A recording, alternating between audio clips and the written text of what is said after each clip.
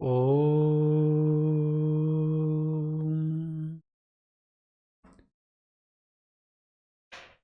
त्वं हि नः पिता वसु त्वं माता शतक्रतो बभूभिथः अधाते सुन्ममीमहे ॐ अग्नेनायसुपथाराये अस्मान् विश्वानि देव वयुनानि विद्वान् युयोध्यस्मज्जुहुराणमेनुः भूयिष्ठां ते नमोक्तिं विधेम। ॐ शांति शांति शांति। सभी विद्यार्थी जनों का ऑनलाइन क्लासेस में हार्दिक स्वागत है। प्यारे साथियों, प्रिय विद्यार्थी जनों, जैसा कि आपको विदित है, हम लोग सेकंड ग्रेड और फर्स्ट ग्रेड के लिए जयपुर से फ्री कक्षाएं सेकंड ग्रेड फर्स्ट ग्रेड के लिए आयोजित कर रहे हैं। आप घर बैठे ही संस्कृत सीखना चाहते हैं, संस्कृत के सेकंड ग्रेड और फर्स्ट ग्रेड के सेकंड पेपर की तैयारी करना चाहते हैं, तो आप इस चैनल को सब्सक्राइब करके शेयर जरूर किया करें। अपने मित्रगणों को, सभी जनों को सूचित कर दिया करें। प्यारे साथियों, संस्कृत विषय में व्याकरण का इतिहास, संस्कृत व्याकरण का इतिहास हम लोगों ने पढ़ लिया था, और संस्कृत व्याकरण के इतिहास पढ़ने के बाद में आज का जो विषय है वह है माहेश्वर सूत्र। प्यारे साथियों, जो माहेश्वर सूत्र है वो बहुत महत्वपूर्ण आज का ये टॉपिक है जिसे मैं आप लोगों को पढ़ाने जा रहा हूं। ध्यानपूर्वक बड़े एकाग्रता के साथ इस टॉपिक को पढ़ने की आवश्यकता है। यह टॉपिक आपको जितना अच्छा क्लियर हो जाएगा, आगे की चीजें आपको उतनी ही अच्छी क्लियर हो जाएंगी। दिनेश प्रजापत जी, रमेश चंद बुनकर जी, आप सबका बहुत हार्दिक स्वागत है। आइए साथियों, चलते हैं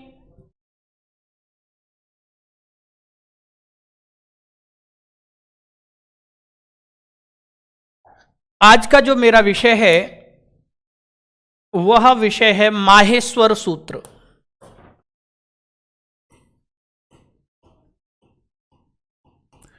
प्रारंभ में ही इस वीडियो को लाइक और शेयर कर दिया करो आप लोग। लाखन सिंह काश्यप शास्त्री जी, आपका स्वागत है। तो देखिए, माहेश्वर सूत्र, माहेश्वर सूत्र किसे कहते हैं, माहेश्वर सूत्र क्या है, माहेश्वर सूत्रों की उत्पत्ति कैसे हुई, इस विषय पर विशिष्ट रूप से चर्चा करते हैं। पिंकी गोचर जी, बहुत बहुत स्वागत है आप सबका। तो देखिए, मैंने पूर्व में बतलाया था आपको कि महर्षि पाणिनि आचार्य वर्ष के, किसके, आचार्य वर्ष के शिष्य थे, ठीक है ना। महर्षि पाणिनि किसके शिष्य थे, आचार्य वर्ष के शिष्य थे। और वो अपनी कक्षाओं में, वो कक्षा में कैसे थे, जड़मती थे, यानी उनकी बुद्धि में ज्यादा कुछ आता जाता नहीं था, ठोस बुद्धि के थे, ऐसा माना जाता है। संगीता जी, बहुत बहुत स्वागत है सबका। कैलाश मीणा जी, हाँ बिल्कुल, सबका स्वागत है, ठीक है ना। तो आचार्य वर्ष के शिष्य थे और आचार्य वर्ष के शिष्य महर्षि पाणिनि जड़मती थे। जड़मती का बोले तो वो खिन्न मन रहते थे। रोहितास जी, सुनीता जी, आप सबका बहुत बहुत स्वागत है। मैं कह रहा था कि वो अपनी कक्षाओं में कैसे रहते थे? खिन्न मन रहते थे, दुखी रहते थे, उदास रहते थे, क्योंकि उनके समझ में ज्यादा कुछ नहीं आता था। तो पौराणिक मान्यता के अनुसार उन्होंने जो है गो पर्वत पर शिव की आराधना की। किसकी आराधना की? शिव जी की, महेश्वर की आराधना की। किसकी? महेश्वर की, यानी शिव की आराधना की। क्लियर हो गया? निकुंज शर्मा, आपका भी स्वागत है। शिव की आराधना की, ठीक है ना साथियों। तो शिव जी जो है प्रकट हुए और शिव जी ने जो है अपना डमरू बजाया। क्या बजाया? पहले तो नृत्य करने लगे। शिव जी प्रसन्न होकर के, पाणिनि की आराधना से प्रसन्न होकर के नृत्य करने लगे, डांस करने लगे। जब डांस करने लगे, फिर उन्होंने डांस के अंत में नृत्य जब रुक गया, तब उसके बाद में उन्होंने क्या बजाया? डमरू बजाया। माहेश्वर सूत्रों को माहेश्वर सूत्र इसलिए कहते हैं कि महेश्वरात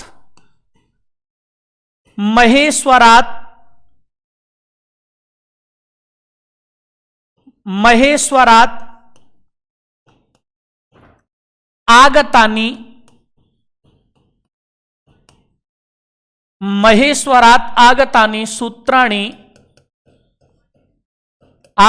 सूत्राणि माहेश्वर सूत्राणि, यानी महेश्वर से जो प्राप्त हुए हैं। आदि वृद्धि हो गई।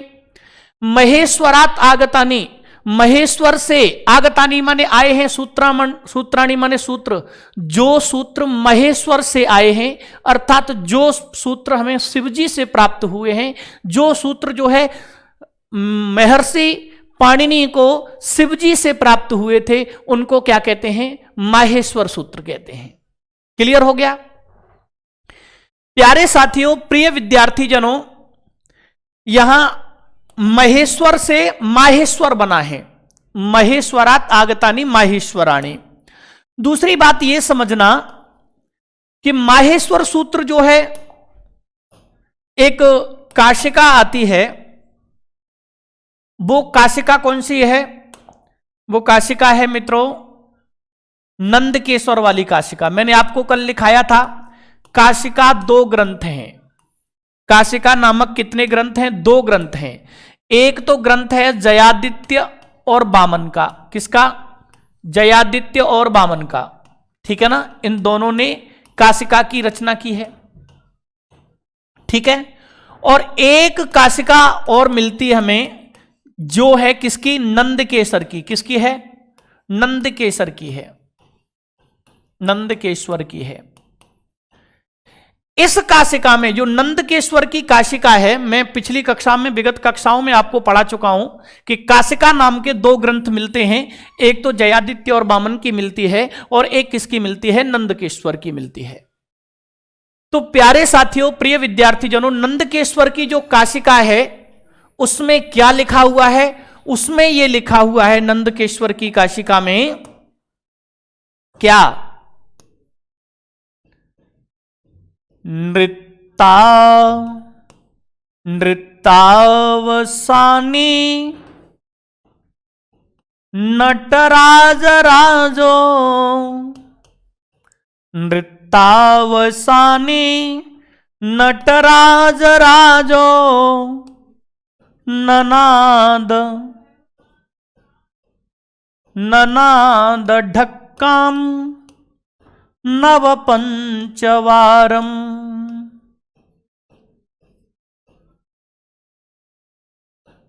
नृत्तावसानी नटराज राजो, ननाद ढक्काम नव पंचवारम। उद्धर्तु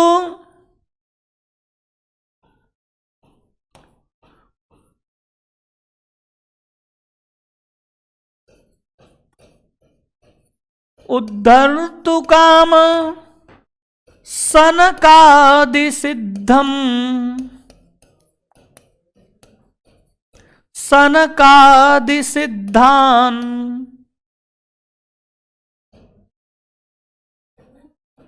एतद् विमर्शे, एतद् विमर्शे शिवसूत्र जालम, एतद् विमर्शे शिवसूत्र जालम।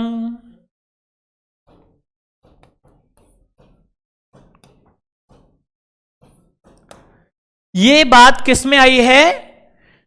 नंदकेश्वर की जो काशिका है उसमें क्या लिखा हुआ है?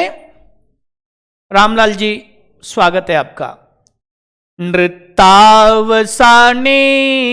नटराज राजो ननाद ढक्काम नव पंचवारम, उद्धर्तु काम, उद्धर्तु काम सनकादि सिद्धम, उद्धर्तु काम सनकादि सिद्धम सिद्धान एतद् विमर्शे शिवसूत्र जालम। नृत्यावसाने नटराज राजो ननाद ढक्काम नव पंचवारम।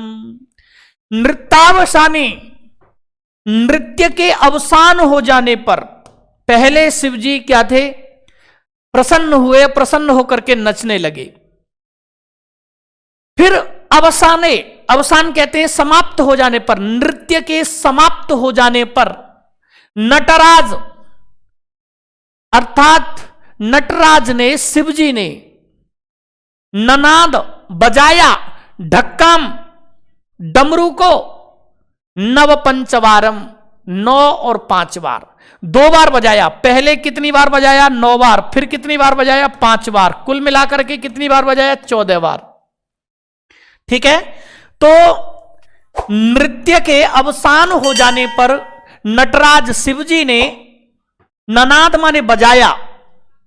यहां जब ढोलक आदि के लिए जब शब्द आता है, डमरू आदि के लिए जब शब्द आता है, वो नद धातु का प्रयोग होता है। ठीक है ना। तो जैसे मनुष्य जो बोलता है तो उसके लिए वद धातु का प्रयोग करते हैं, वच धातु का प्रयोग करते हैं, ब्रू धातु का प्रयोग करते हैं। लेकिन जब ढोलक आदि डमरू आदि के लिए प्रयोग करते हैं तो नद धातु का प्रयोग करते हैं। और ये ननाद, ननाद परोक्ष भूतकाल में लिट लकार का रूप है। ननाद बचाया, भूतकाल बजाया। ढक्काम डमरू को नव पंचवारम 9 और 5 बार। उद्धर्तु कामः, उद्धर्तु कामः, उद्धर्तु माने उद्धार करने की कामना, माने इच्छा से, उद्धार करने की इच्छा से। किनका? सनकादि सिद्धान, अर्थात सनकादि जो ऋषि थे, सनकादि जो ऋषि हैं उनकी, उनको उनका उद्धार करने की इच्छा से। एतद माने यह, शिव सूत्र जालम माने शिव सूत्र जाल, विमर्श माने चिंतन के लिए, अर्थात उनको जो है चिंतन के लिए यह शिव सूत्र जाल प्रस्तुत किया। तो प्यारे साथियों, आपको भाव बता देता हूं। नृत्य के अवसान हो जाने पर शिवजी ने 9 और 5 बार डमरू को बजाया। क्यों? यानी सनकादि ऋषि जो सिद्ध ऋषि थे, सनकादि जो सिद्ध ऋषि थे, उनको उनका उद्धार करने की इच्छा से एतद् विमर्शे शिव सूत्र जालम, यह शिव सूत्र जाल अर्थात यह माहेश्वर सूत्रों का जो जाल है, माहेश्वर सूत्र हैं, वो शिवजी ने प्रस्तुत किए। क्लियर हो गया? किसके माध्यम से? डमरू के माध्यम से। प्यारे साथियों, एक पाणिनीय शिक्षा ग्रंथ आता है। पाणिनीय शिक्षा ग्रंथ जरूरी नहीं है पाणिनि ने लिखा हो, किसी अन्य ने भी लिखा हो सकता है। और उसमें एक प्रमाण मिलता है। क्या? एक प्रमाण मिलता है, ये नाक्षर समाम्नाय, ये नाक्षर समाम्नाय, ये नाक्षर समाम्नायम, येन अक्षर समाम्नायम। ठीक है। यह जो अक्षरों का समाम्नाय है उसको ये प्रमाण कहां पर मिलता है? ये मिलता है अपने को पाणिनीय शिक्षा में। किसमें मिलता है? पाणिनीय शिक्षा में मिलता है। पाणिनीय शिक्षा में मिलता है। क्या कहा गया है कि ये नाक्षर समामनायम, ये जो अक्षरों का समामनाय है, ये जो अक्षरों का समामनाय है, ये किसने प्रस्तुत किया है? यानी अक्षरों का समामनाय कहां से प्राप्त हुआ है? शिवजी से प्राप्त हुआ है। समामनाय से तात्पर्य क्या होता है? समामनाय से तात्पर्य होता है वेद। समामनाय से तात्पर्य क्या है? समामनाय से तात्पर्य क्या है? वेद है मित्रों। क्या है? वेद। ठीक है, तो समामनाय से क्या तात्पर्य है? वेद। तो ये जो अक्षर वेद है, वो पाणिनीय शिक्षा में क्या लिखा है उन्होंने? ये न अक्षर समामनाय कृत्सनम व्याकरणम प्रोक्तम तस्मै पाणिनये नमः। उस पाणिनि को नमस्कार। तो देखो, इसका पूरा लिख दूं मैं, इस प्रकार से है, ये नाक्षर समामनायम, समामनायम अधिगम्य, अधिगम्य, अधिगम्य महेश्वरात्, महेश्वरात् कृत्सनम व्याकरणम, व्याकरणम प्रोक्तम, प्रोक्तम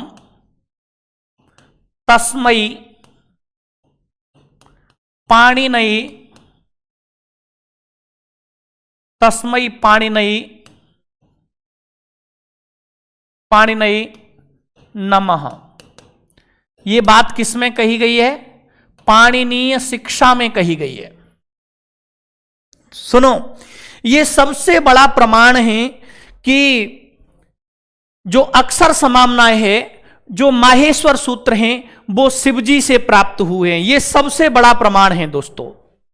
तो देखो क्या है इसका अर्थ? इसका अर्थ है ये न माने जिसके द्वारा अक्षर, अक्षर समामनाय, अक्षरों के समामनाय को, अक्षर वेद को, माहेश्वर सूत्र को अधिगम माने सीख करके, महेश्वरात् माने महेश्वर ने, महेश्वर से, कृत्सनम माने संपूर्ण, व्याकरण माने व्याकरण को, प्रोक्तम माने कहा है, तस्मै माने उसके लिए, पाणिनये माने पाणिनि के लिए, नमः माने नमस्कार।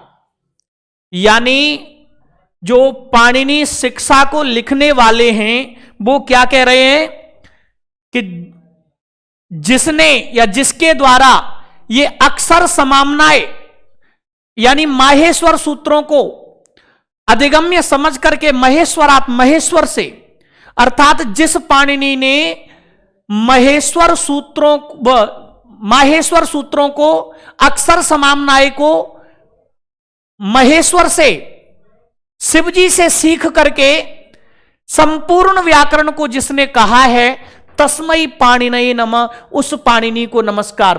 पाणिनीय शिक्षा को लिखने वाला ग्रंथकार कह रहा है कि जिस व्यक्ति ने महेश्वर से अर्थात शिवजी से ये 14 सूत्र सीखे, उस व्याकरण के लिखने वाले पाणिनि को मैं नमस्कार करता हूं। तो पाणिनीय शिक्षा में यह सबसे बड़ा प्रमाण क्या है कि ये जो 14 माहेश्वर सूत्र हैं वो कहां से प्राप्त हुए? शिवजी से प्राप्त हुए हैं। क्लियर हो गया?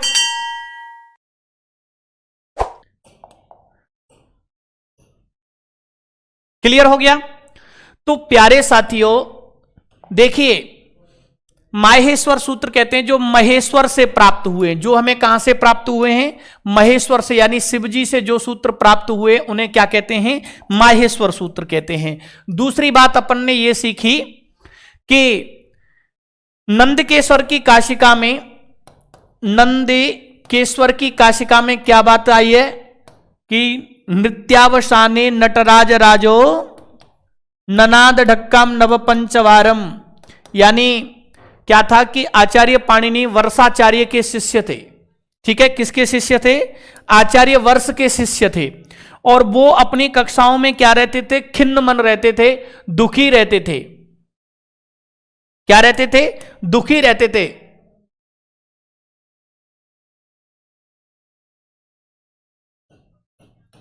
ठीक है ना, दुखी रहते थे। तो शिव जी की उन्होंने क्या की? आराधना की। और शिव जी की जब उन्होंने आराधना की तो शिव जी प्रकट हुए और प्रसन्न होकर के डांस करने लगे, नृत्य करने लगे। फिर नृत्य समाप्त हो जाने पर शिव जी ने क्या किया?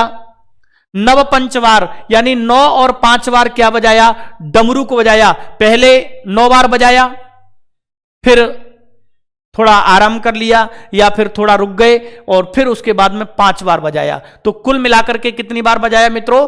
14 बार बजाया। तो ये ध्यान रख लेना। क्लियर हो गया? अब माहेश्वर सूत्र शिवजी से ही प्राप्त हुए हैं। माहेश्वर सूत्र शिवजी से ही प्राप्त हुए हैं। इसका सबसे बड़ा प्रमाण क्या है? तो इसका सबसे बड़ा प्रमाण है मित्रों, ये पाणिनीय शिक्षा में लिखा हुआ श्लोक। क्या लिखा है? ये न अक्षर समाम्नाय, जिसने अक्षर समाम्नाय को शिवजी से सीख करके कृत्सनम व्याकरणम प्रोक्तम, संपूर्ण व्याकरण को लिखा है, तस्मै श्री पाणिने नमः, उस पाणिनि को नमस्कार। क्लियर हो गया? तो इससे पता चलता है कि महेश्वरात अधिगम्य, महेश्वर से सीखे। किससे सीखे? महेश्वर से सीखे। क्लियर हो गया? दूसरी बात मित्रों ये समझना अपन को कि जितने माहेश्वर सूत्र हैं इनके नाम क्या हैं? तो इनको मित्रों, इनसे माहेश्वर सूत्रों से हमें वर्णमाला का बोध होता है। किसका होता है? वर्णमाला का बोध होता है। माहेश्वर सूत्रों से वर्णमाला का बोध होता है। इसीलिए इन्हें मित्रों अपन क्या क्या कह सकते हैं? इन्हें मित्रों अक्षर समाम्नाय, समाम्नाय से तात्पर्य होता है वेद। अक्षर समाम्नाय इनको कहते हैं। वर्ण समाम्नाय, समाम्नाय माने वेद, अक्षरों का वेद या वर्णों का वेद। ठीक है, इनको और क्या कहते हैं? शिव सूत्र जाल कहते हैं। क्या कहते हैं? शिव सूत्र जाल कहते हैं इनको, माहेश्वर सूत्रों को ही। और माहेश्वर सूत्रों को ही क्या कहा जाता है मित्रों? माहेश्वर सूत्रों को अक्षर वेद भी कहते हैं। समाम्नाय माने वेद होता है, तो इसीलिए इनको अक्षर वेद भी कहते हैं। इनको मित्रों वर्ण वेद भी कह सकते हैं। क्या कह सकते हैं? वर्ण वेद। ठीक है, और मित्रों इनसे प्रत्याहार का निर्माण होता है, प्रत्याहारों का निर्माण होता है, इसीलिए इन्हें प्रत्याहार सूत्र भी कहते हैं। क्या कहते हैं? प्रत्याहार सूत्र। ये और मित्रों इनको क्या कहते हैं? वचोवृत्ति भी कहते हैं। क्या कहते हैं? वचोवृत्ति। वचोवृत्ति माने वर्णमाला, संस्कृत की वर्णमाला। तो प्यारे साथियों ये क्या है? माहेश्वर सूत्रों के क्या है? नाम हैं। क्या क्या? इनको अक्षर समाम्नाय कहते हैं, इनको वर्ण समाम्नाय कहते हैं, इनको क्या कहते हैं? वर्ण समाम्नाय कहते हैं, अक्षर समाम्नाय, और क्या कहते हैं मित्रों? इनको वर्ण समाम्नाय कहते हैं। इनको शिव सूत्र जाल भी कहते हैं, इनको अक्षर वेद भी कहते हैं, वर्ण वेद भी माहेश्वर सूत्रों को कहा जाता है, प्रत्याहार सूत्र भी इनको कहते हैं, और मित्रों वचोवृत्ति भी इनको कहते हैं। अक्षर समाम्नाय, वर्ण समाम्नाय और वचोवृत्ति इसलिए कहते हैं, इनसे वर्णों का ज्ञान होता है। अक्षरों का वेद है ये, अक्षर के क्या है? वेद। वर्णों का वेद है, इसलिए अक्षर वेद और वर्ण वेद कहते हैं। समाम्नाय माने भी वेद होता है। प्रत्याहारों का निर्माण होता है इनसे। नमस्ते जी अर्चना जी। हाँ, प्रत्याहारों का इनसे निर्माण होता है, तो इन्हें प्रत्याहार सूत्र भी कहते हैं। क्लियर हो गया? अब मित्रों बात करते हैं, आगे चर्चा करता हूं। तो माहेश्वर सूत्र कौन कौन से हैं और कितने हैं? तो प्यारे साथियों माहेश्वर सूत्र जो हैं कितने हैं? वो 14 माहेश्वर सूत्र हैं। माहेश्वर जो सूत्र हैं वो मित्रों कितने हैं? 14 हैं, चतुर्दश। ठीक है ना, चतुर्दश। ठीक है, तो 14 माहेश्वर सूत्र हैं। अब ये 14 माहेश्वर सूत्र कौन कौन से हैं मित्रों? तो देखो, इनको मैं ऐसे लिखा देता हूं।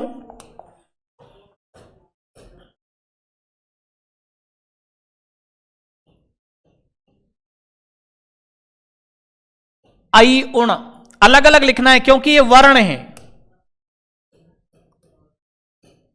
रिल रिक, रिल रिक,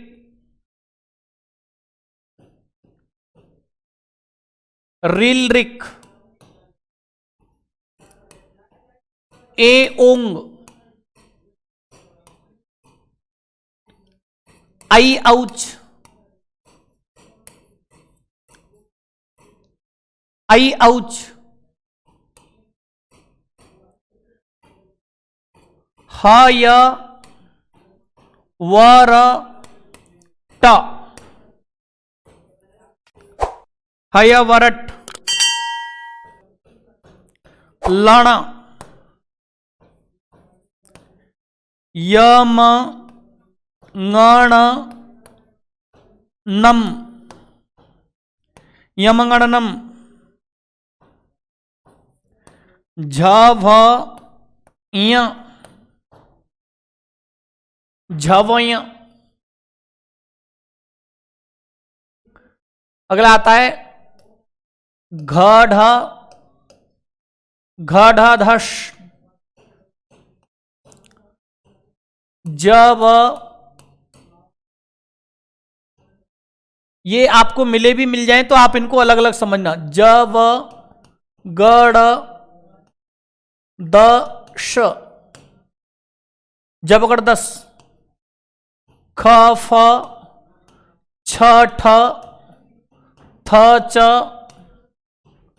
ट त व, क प य और श श सर। और अगला आता है हल। ये 14 माहेश्वर सूत्र हैं। ऐ उण रिल रिक ए ओंग, ऐ उण रिल रिक ए ओंग, ऐ औच हय वरट, लण यमगणनम, यमगणनम, झवय घड़धश, जवगढ़दश,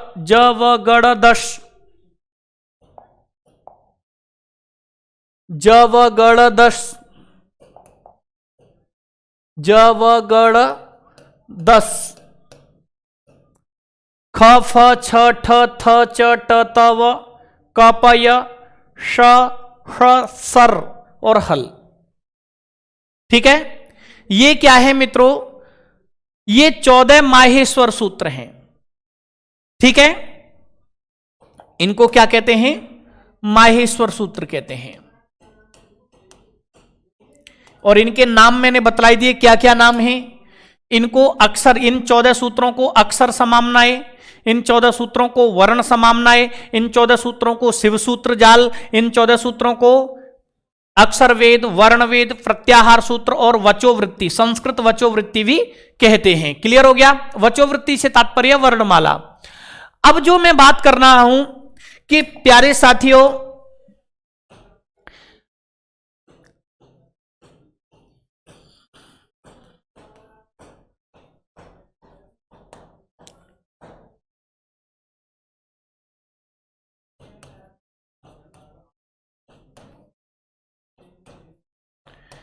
ये जो 14 सूत्र हैं, ठीक है ना, ये जो 14 सूत्र हैं, इनके विषय में डिटेल से अपन समझते हैं। शिवानी मालव जी, बहुत बहुत स्वागत है आपका।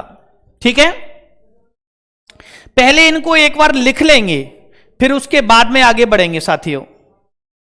सर्वप्रथम इनको लिख लेंगे अपन, तो यहां तक जो मैंने पढ़ा दिया वहां तक लिखेंगे, फिर उसके बाद में आगे बढ़ेंगे। हेडिंग डालेंगे माहेश्वर सूत्र, हेडिंग क्या डालेंगे मित्रों? माहेश्वर सूत्र डालिए, माहेश्वर सूत्र।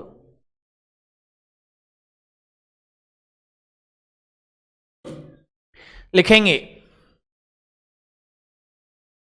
महेश्वरात आगतानि सूत्राणि माहेश्वर सूत्राणि, महेश्वरात आगतानि सूत्राणि माहेश्वर सूत्राणि, माहेश्वर सूत्राणि।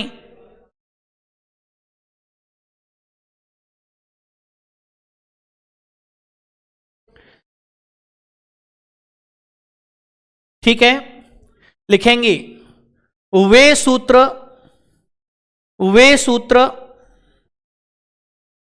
जो शिव से प्राप्त हुए हैं, वे सूत्र जो शिव से प्राप्त हुए हैं, उन्हें माहेश्वर सूत्र कहते हैं, उन्हें माहेश्वर सूत्र कहते हैं।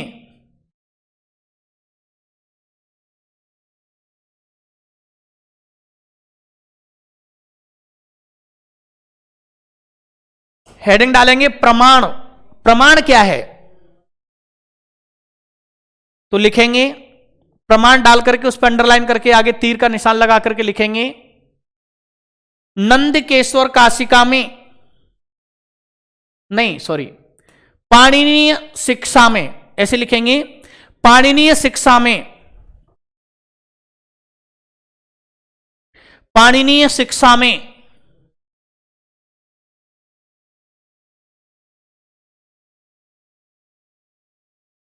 पाणिनीय शिक्षा में एक श्लोक से, पाणिनीय शिक्षा में एक श्लोक से यह प्रमाणित होता है, यह प्रमाणित होता है,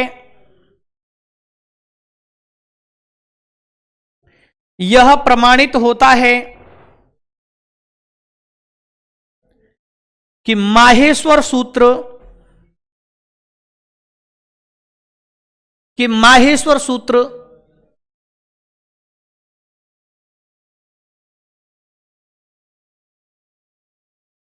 शिव से प्राप्त हुए।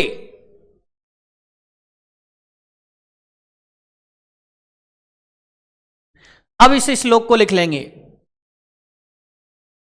येनाक्षर समाम्नायम् अधिगम्य महेश्वरात् कृत्सनं कृत्सन कृत्सनं व्याकरणं प्रोक्तं तस्मै पाणिनये नमः।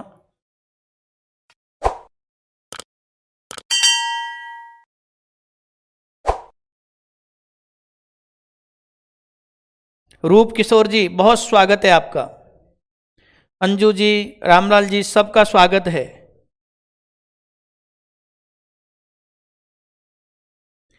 ये लिखना है ये नक्षर समाम्नायम अधिगम्य महेश्वरात् कृत्सनं व्याकरणं प्रोक्तम तस्मै पाणिनये नमः।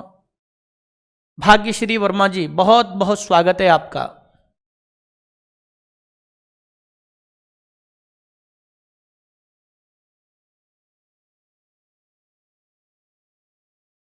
अब देखिए आपको बतला दूं साथियों, ये महेश्वर जो है शिवजी से प्राप्त हुए हैं।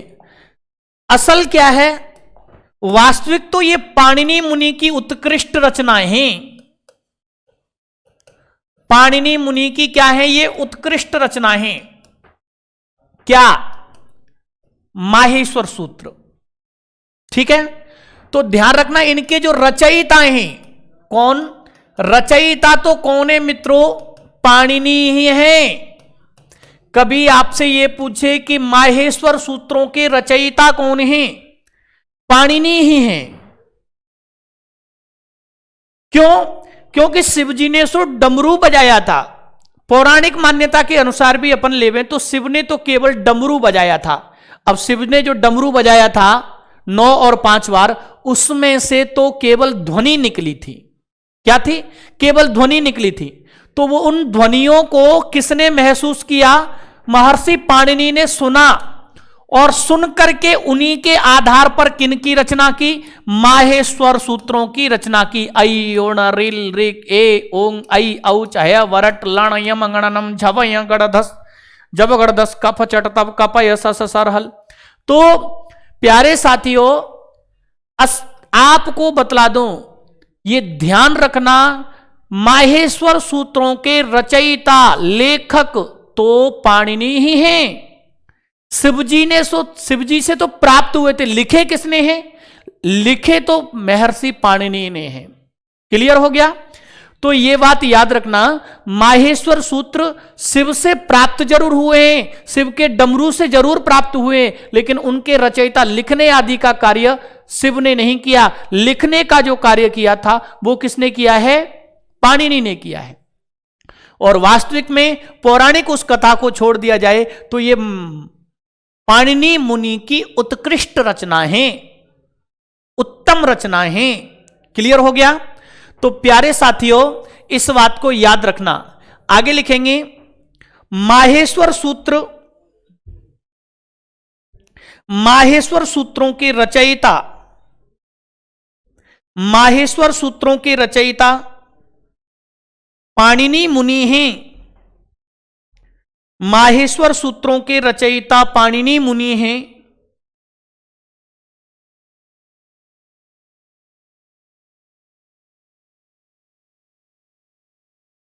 शिव से तो ये प्राप्त हुए माने जाते हैं। शिव से तो ये प्राप्त हुए माने जाते हैं। ये सूत्र प्राप्त हुए माने जाते हैं। लिखेंगे, माहेश्वर सूत्र पाणिनि की उत्कृष्ट रचना स्वीकारे जाते हैं या माने जाते हैं। माहेश्वर सूत्र पाणिनि की उत्कृष्ट रचना माने जाते हैं।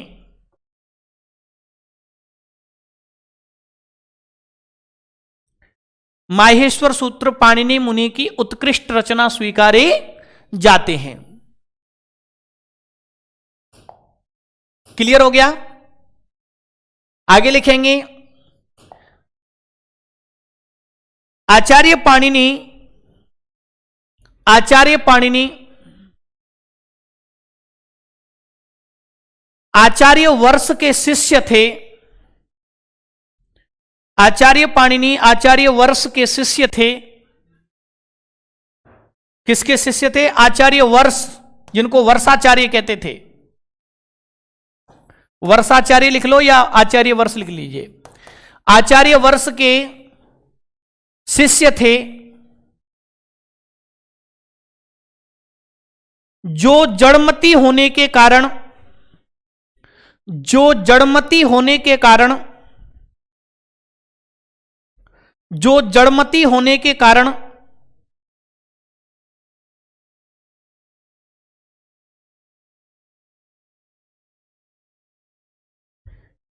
खिन्न मन, खिन्न मन, उदास, खिन्न मन रहते थे। जो जड़मती होने के कारण खिन्न मन रहते थे। ममता यादव जी, स्वागत है आपका।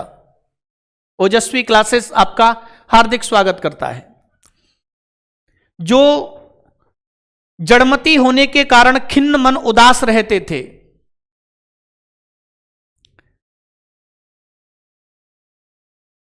आचार्य पाणिनि ने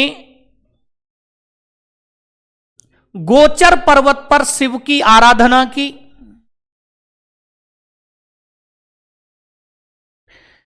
आचार्य पाणिनि ने गोचर पर्वत पर शिव की आराधना की।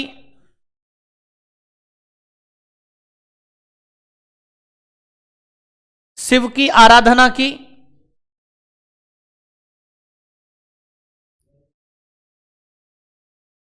शिव ने प्रसन्न होकर,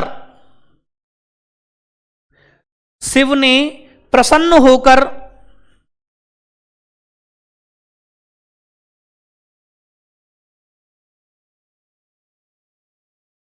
शिव ने प्रसन्न होकर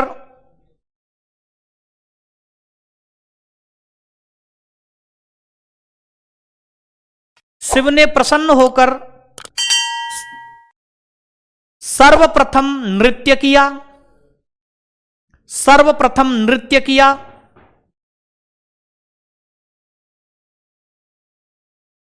सर्वप्रथम नृत्य किया।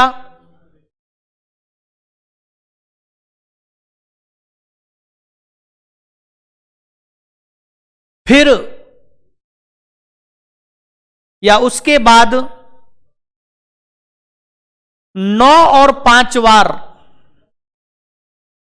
फिर उसके बाद या उसके बाद 9 और 5 बार अपने डमरू को बजाया।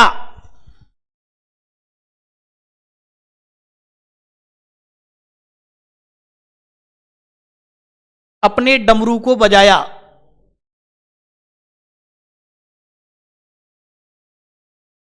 जैसा कि नंदकेश्वर की काशिका में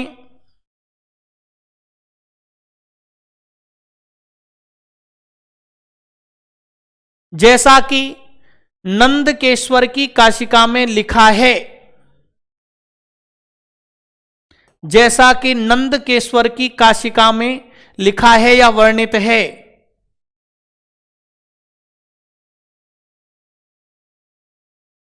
रिंकू राजपूत जी, स्वागत है आपका। नंदकेश्वर की काशिका में लिखा है। अब ये श्लोक लिख लीजिए। नृत्यावसाने नटराज राजो ननाद ढक्काम नव पंचवारम उद्धर्तु काम सनकादि सिद्धान एतद्विमर्शे शिवसूत्र जालम नृत्यावसाने नटराज राजो ननाद ढक्काम नव पंचवारम उद्धर्तु काम सनकादि सिद्धान एतद्विमर्शे शिवसूत्र जालम। इस श्लोक को लिख लीजिए।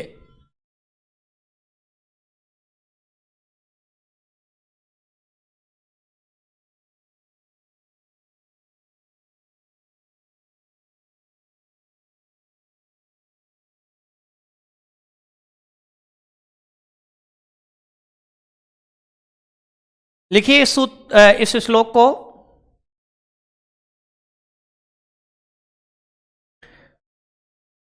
ठीक है,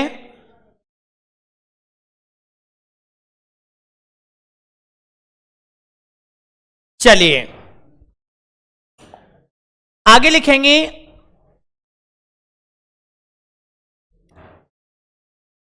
इन 14 माहेश्वर सूत्रों को लिखिए। माहेश्वर सूत्रों को लिखेंगे।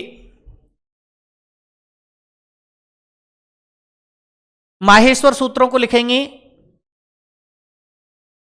ऐ उण रिल रिक ए ओंग ऐ औच हयवरट लण यमगणनम झवय घड़धश जव जवगड़दश ख फ छ ठ थ च ट त व कपय श ष सर हल।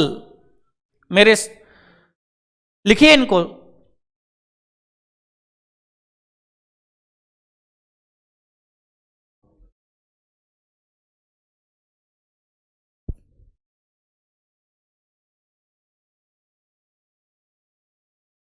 ऐ उण, मेरे साथ साथ लिखते भी जाओ बोलते जाओ। ऐ उण रिल रिक ए ओंग ऐ औच हयवरट लण यम गणनम झवय घड़धश जव गड़ दश ख फ छ ठ थ च ट त व क प य श ष सर और हल।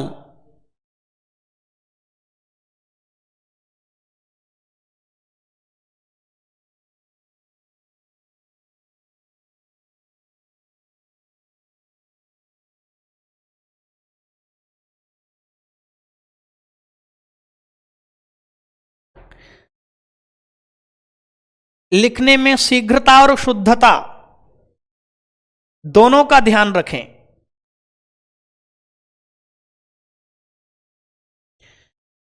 राजकुमार जी बहुत बहुत स्वागत है आपका। ओजस्वी क्लासेस आपका बहुत बहुत स्वागत करता है।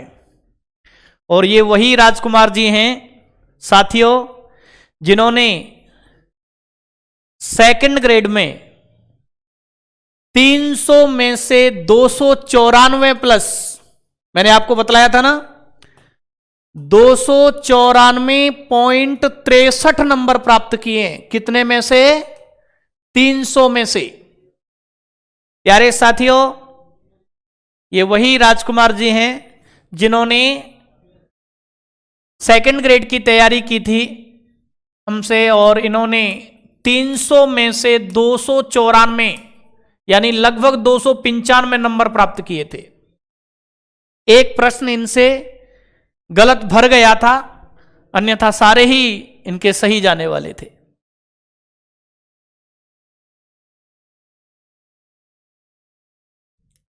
बहुत बहुत स्वागत है राजकुमार जी, बहुत बहुत सेकंड ग्रेड के लिए आपको बधाई। और मैं तो चाहता हूं आप फर्स्ट ग्रेड में भी अच्छी रैंक के साथ, अच्छी रैंक के साथ मैं चाहता हूं कि पहली दूसरी यानी टॉप 10 रैंक में आपका नंबर आवे। और थोड़ा सा सेकंड पेपर इनका ज्यादा, वो फर्स्ट पेपर इनका ज्यादा सही नहीं गया, उसमें अच्छे नंबर होते तो ये फर्स्ट रैंक आ जाते। क्योंकि संस्कृत में कमी नहीं रही इनके में, जीके का पेपर भी अच्छा जाता है इनका, तो निश्चित रूप से ये प्रथम रैंक के हकदार थे। दिनेश प्रजापति जी कह रहे हैं मेरे भी 142।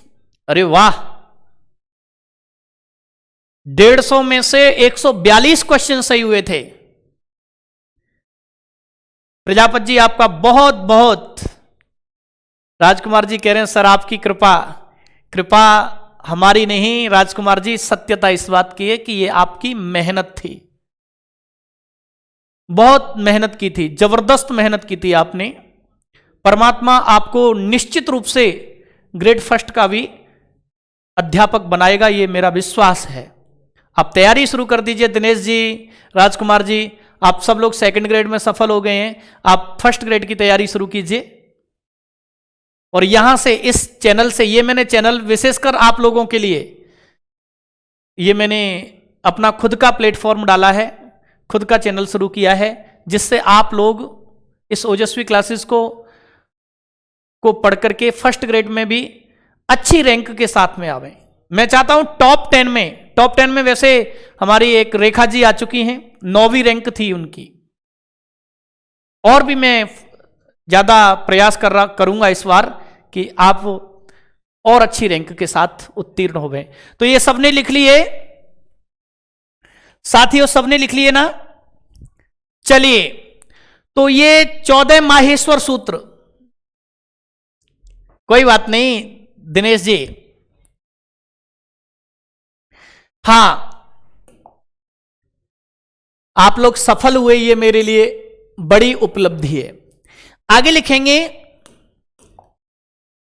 14 सूत्र लिख लिए ना? अब लिखेंगे इन माहेश्वर सूत्रों को, हेडिंग डालेंगे इन माहेश्वर सूत्रों के नाम, या 14 माहेश्वर सूत्रों के नाम, ऐसे करके हेडिंग डाल लीजिए।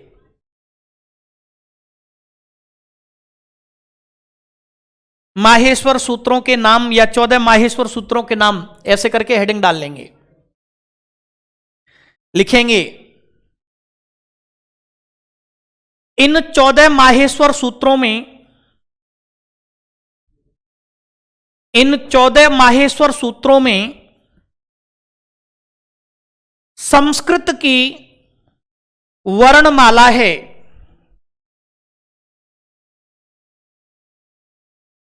इन 14 माहेश्वर सूत्रों में संस्कृत की वर्णमाला है, यानी संस्कृत के अक्षर और वर्ण हैं इसमें, ठीक है ना। संस्कृत की वर्णमाला है, अतः इन्हें या इसीलिए इन्हें अक्षर समाम्नाय, इसीलिए इन्हें अक्षर समाम्नाय, समाम्नाय माने वेद, अक्षरों का वेद, ठीक है ना। अक्षर समाम्नाय, वर्ण समाम्नाय, ये 4 नाम लिखने हैं बस। अक्षर समाम्नाय, वर्ण समाम्नाय, अक्षर वेद और वर्ण वेद कहते हैं। अक्षर समाम्नाय, वर्ण समाम्नाय, अक्षर वेद और वर्ण वेद कहते हैं।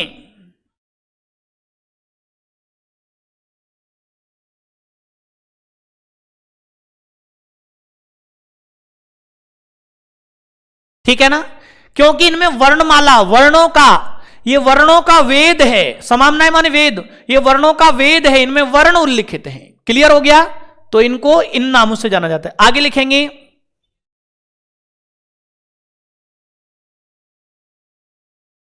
शिव से प्राप्त होने के कारण, शिव से प्राप्त होने के कारण इन्हें शिव सूत्र जाल और माहेश्वर सूत्र कहते हैं। यानी हर चीज को तर्क के साथ लिखना है। शिव से प्राप्त होने के कारण, शिव से प्राप्त होने के कारण इन्हें शिव सूत्र जाल और माहेश्वर सूत्र कहते हैं।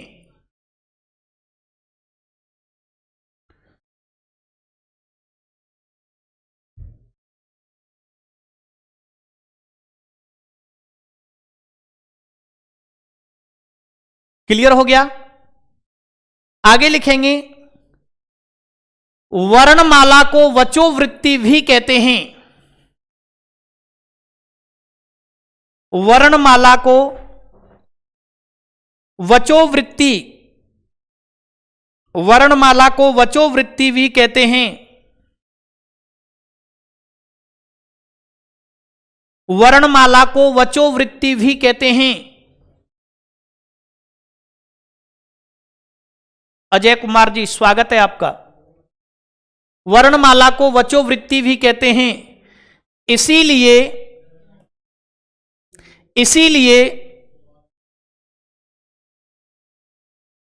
संस्कृत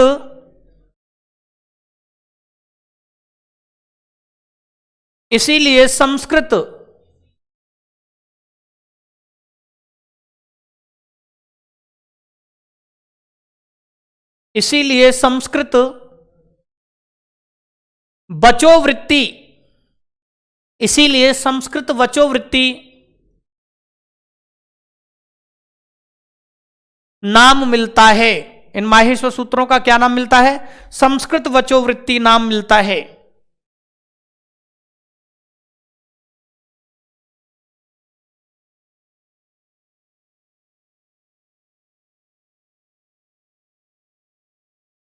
क्लियर हो गया, यानी संस्कृत वचोवृत्ति भी इनको कहते हैं। क्लियर हो गया, माहेश्वर सूत्रों को वचोवृत्ति भी कहते हैं। अब प्यारे साथियों, माहेश्वर सूत्रों के विषय में अब समझते हैं अपन। यहां तक अपन ने लिख लिया, एक एक चीज को समझते हैं। प्यारे साथियों, 14 माहेश्वर सूत्र हैं और 14 के 14 जो माहेश्वर सूत्र हैं, इनमें अंतिम व्यंजन है। देखो, प्रत्येक सूत्र के अंत में क्या है? व्यंजन है। देखो, जैसे राम है, जैसे शब्द आ जाए राम, ठीक है, राम शब्द आ जाए राम, तो राम के अंत में व्यंजन नहीं है। र, आ, म और अ, अंत में तो क्या है? स्वर है। तो राम के अंत में व्यंजन नहीं है, ऐसे लिख देंगे राम, तो अंत में व्यंजन होगा। क्लियर हो गया? उषा शर्मा जी, स्वागत है आपका। तो मैं कह रहा था कि जितने ये 14 माहेश्वर सूत्र हैं, सबके अंत में अंतिम व्यंजन है। क्या है? सबके अंत में अंतिम व्यंजन है। तो प्यारे साथियों, ध्यान रखना, ये सब के सब जो है क्या है? अंतिम व्यंजन है। और ये क्या है? आया है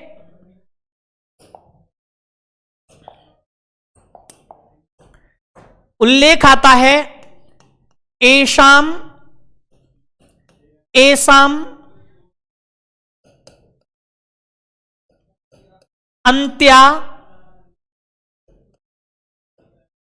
इतः, एसाम अंत्या इतः।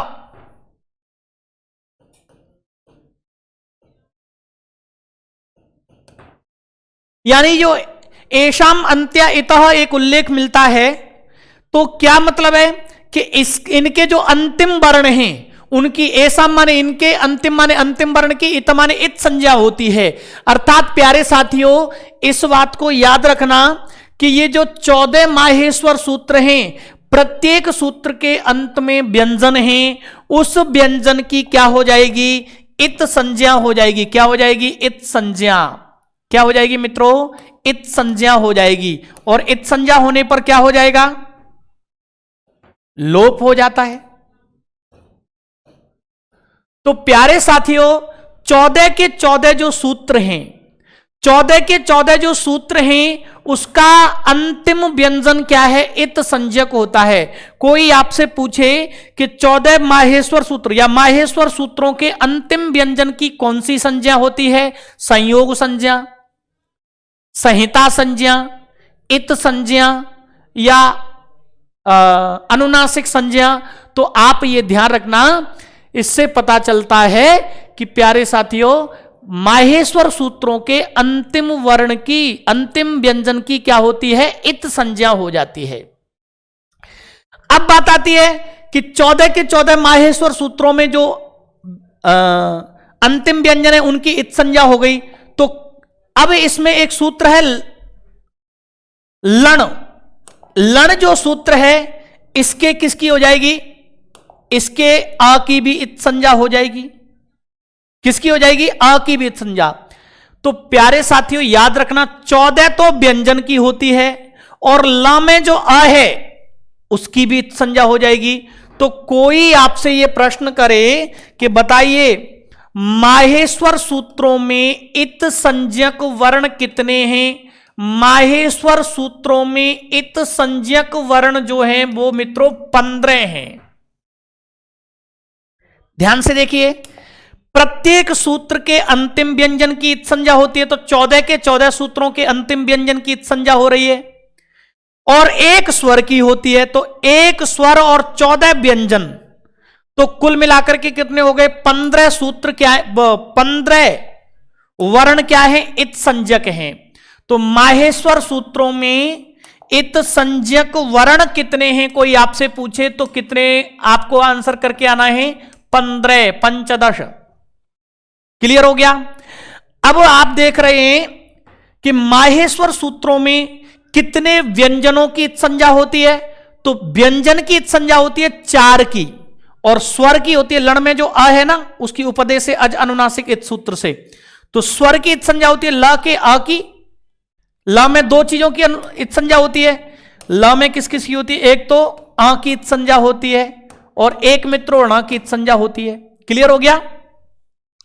तो आपसे कोई पूछे कि माहेश्वर सूत्रों में इत संज्ञक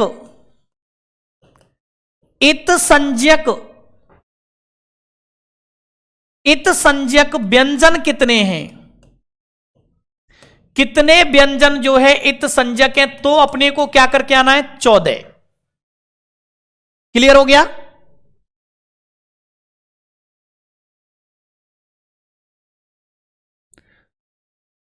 हाँ, वो बाद में देख लेते हैं कुछ लोग, राजकुमार जी।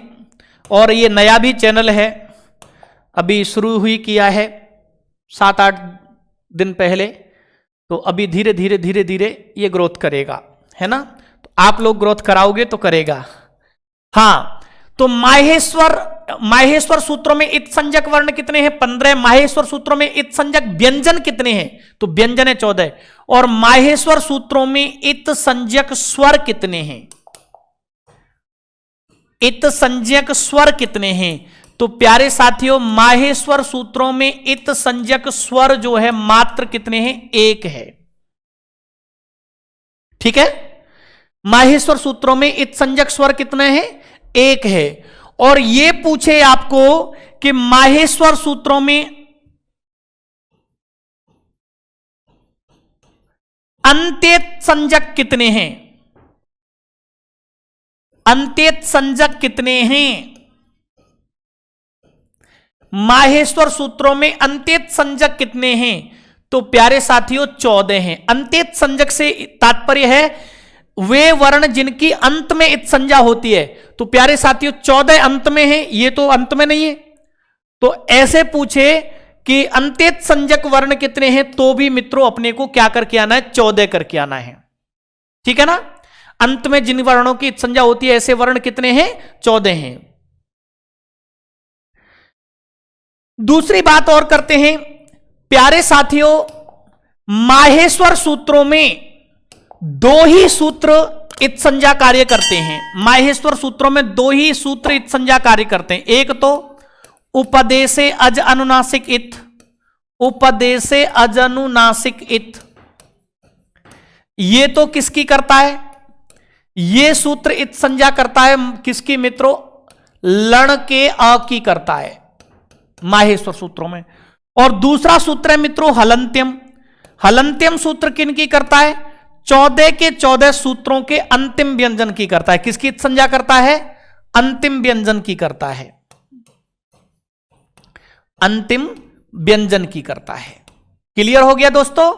तो कोई आपसे पूछे कि माहेश्वर सूत्रों में कितने सूत्र इत संज्ञा कार्य करते हैं, माहेश्वर सूत्रों में कितने सूत्र इत संज्ञा कार्य करते हैं, तो 2 ही सूत्र हैं।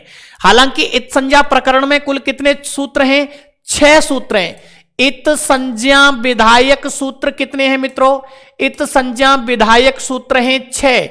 लेकिन माहेश्वर सूत्रों में 2 ही सूत्रों से काम चल जाता है, वो है उपदेशे अज अनुनासिक इत सूत्र और हलंत्यम सूत्र। तो किसी भी प्रकार का प्रश्न आवे, अपने को हर प्रश्न के लिए तैयार कर रहना चाहिए। एक एक चीज पर घूमूंगा, एक एक चीज पर। प्यारे साथियों, इतना अपने को समझ में आ गया। ठीक है, अब पूछे कि माहेश्वर सूत्रों में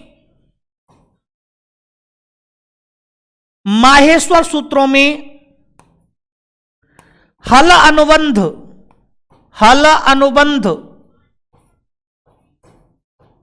माहेश्वर सूत्रों में हल अनुबंध कितने सूत्रों में है? 14 सूत्रों में।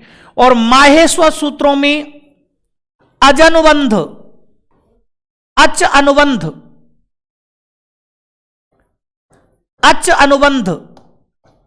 अनुबंध, वो कितने सूत्रों में है?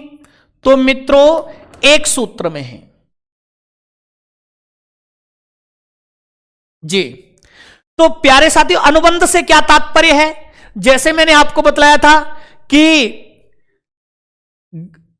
पहचान के लिए चिन्ह लगा देते हैं। तो बी ने अपनी गायों के ऊपर चिन्ह क्या लगाया था? लाल कलर लगाया था। सी ने अपनी गायों को पहचानने के लिए क्या कलर लगाया था? नीला कलर लगाया था।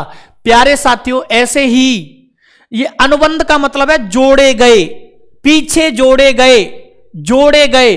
तो प्यारे साथियों, वास्तविक में सूत्र तो क्या है?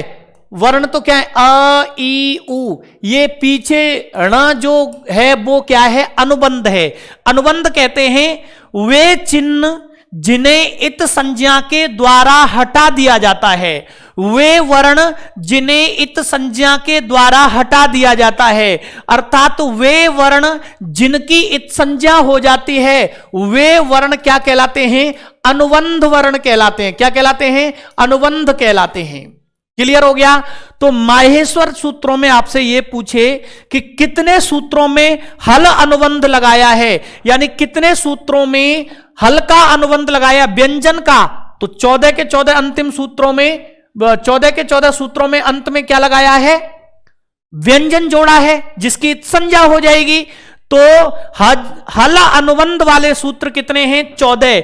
और स्वर अनुबंध मात्र एक ही सूत्र में, वो है मित्रों किसमें? लण सूत्र में। क्लियर हो गया? बंसी जी बहुत स्वागत है आपका। तो ये उदाहरण, ये इत संज्ञा से प्रश्न बन सकते हैं आपके माहेश्वर सूत्रों में। तो कंप्लीट ये मैंने आपको करा दिए, ठीक है। अब जो मैं बात करता हूं साथियों कि माहेश्वर सूत्रों में ये बतलाइए कि देख रहे हो आप, माहेश्वर सूत्रों में कितने सूत्र स्वरों से संबंधित हैं? तो देखो आ ई उ रील री ए ओ आई औ, यानी इनमें क्या है? अंतिम वर्ण को लेते नहीं है, अंतिम वर्ण को गिनते नहीं है। अ ई उ रील री ए ओ आई औ, यानी 4 सूत्रों में मित्रों किसका उल्लेख है? स्वरों का उल्लेख है। किसका उल्लेख है? स्वरों का। और बाकी के जो है कितने? 10 सूत्रों में, बाकी के जो 10 सूत्र हैं उनमें किसका उल्लेख है मित्रों? 10 सूत्रों में मित्रों किसका है? व्यंजन का उल्लेख है, यानी हल का उल्लेख है। तो कोई व्यक्ति आपसे यह पूछे कि स्वर संबंधित सूत्र कितने हैं? स्वर संबंधित सूत्र कितने हैं माहेश्वर सूत्रों में? तो आप क्या उत्तर दोगे? स्वर संबंधित जो सूत्र हैं वो कितने हैं? स्वरों से संबंध 4 सूत्रों का है। और व्यंजन से संबंध कितने सूत्रों का है दोस्तों? व्यंजन से संबंध जो है कितने सूत्रों का है? वो है मित्रों 10 सूत्रों का। अर्थात आप ऐसे कह सकते हैं माहेश्वर सूत्रों के प्रारंभिक प्रथम 4 सूत्रों में, प्रारंभिक यानी प्रथम 4 सूत्रों में पहले जो 4 सूत्र हैं उनमें स्वरों का उल्लेख है, और अंतिम जो 10 सूत्रों में किसका उल्लेख है? व्यंजनों का उल्लेख है। क्लियर हो गया? दूसरी बात आप यह समझना कि माहेश्वर सूत्रों में कुल कितने वर्ण हैं? माहेश्वर सूत्रों में कुल वर्ण संख्या कितनी है? तो कोई आपसे पूछे माहेश्वर सूत्रों में कुल वर्ण है मित्रों 42 वर्ण। माहेश्वर सूत्रों में कुल वर्ण कितने हैं? 42 वर्ण हैं। गिन लेना इनको, आप इनको गिनोगे तो आपको पता चल जाएगा। यानी जिन पर जिनकी संज्ञा हो गई है, जिन पर रेड कलर लग रहा है, उनको तो गिनना नहीं है। तो प्यारे साथियों इनको गिनोगे तो कितने मिलते हैं अपने को? ये 42 मिलते हैं। अब ये पूछे कि माहेश्वर सूत्रों में अच कितने हैं, यानी स्वर कितने हैं? माहेश्वर सूत्रों में स्वर कितने हैं? तो मित्रों 9 हैं। और माहेश्वर सूत्रों में हल कितने? हल बोले तो व्यंजन। माहेश्वर सूत्रों में व्यंजन कितने उल्लिखित हैं? तो माहेश्वर सूत्रों में 33 व्यंजनों का उल्लेख है। कितने व्यंजनों का उल्लेख है दोस्तों? 33 व्यंजनों का उल्लेख है। कोई आपसे यह पूछे कि माहेश्वर सूत्रों में कुल वर्ण 42, स्वर जो है 9 है, 33 क्या है? व्यंजन है। क्लियर हो गया? दूसरी बात आपसे यह पूछे कि माहेश्वर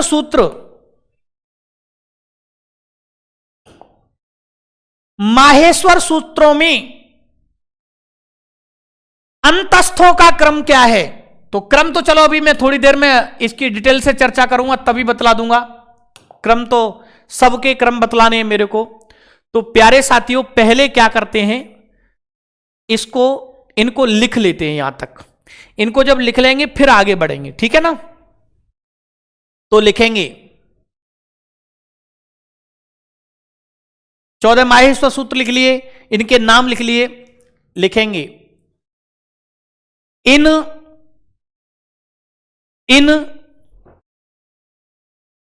14 सूत्रों में, इन 14 सूत्रों में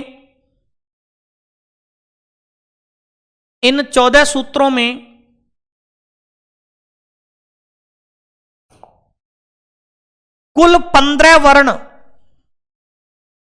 कुल 15 वर्ण इत संज्ञक वर्ण हैं।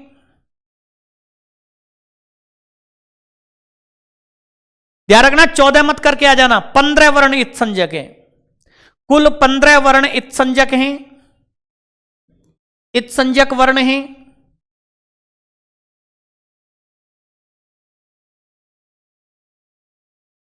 आगे लिखेंगे माहेश्वर सूत्रों में 14 व्यंजन तथा एक स्वर इत संज्ञक है। माहेश्वर सूत्रों में 14 व्यंजन तथा एक स्वर इत संज्ञक हैं।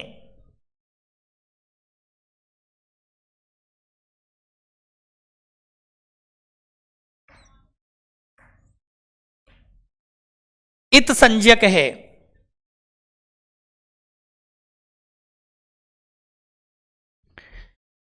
आगे लिखेंगे माहेश्वर सूत्रों में अंत्यंत इत संज्ञक, इसको लिखेंगे अंत्य इत संज्ञक, अंत्येत संज्ञक, अंत्येत संज्ञक कोष्टक में लिख लेंगे अंत में इत संज्ञा वाले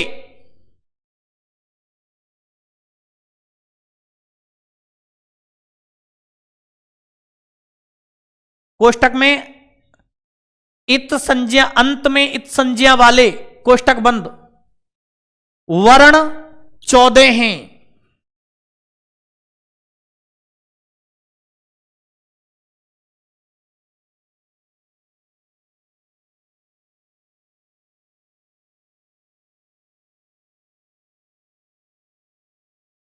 आगे लिखेंगे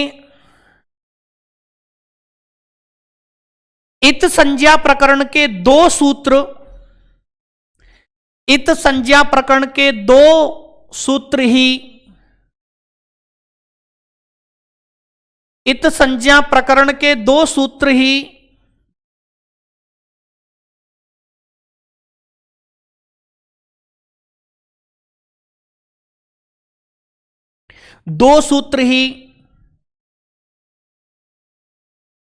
माहेश्वर सूत्रों में इत संज्ञा कार्य करते हैं।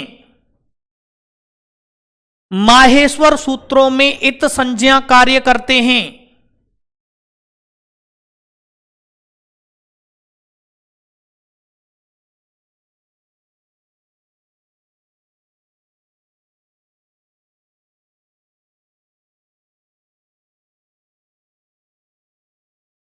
ठीक है,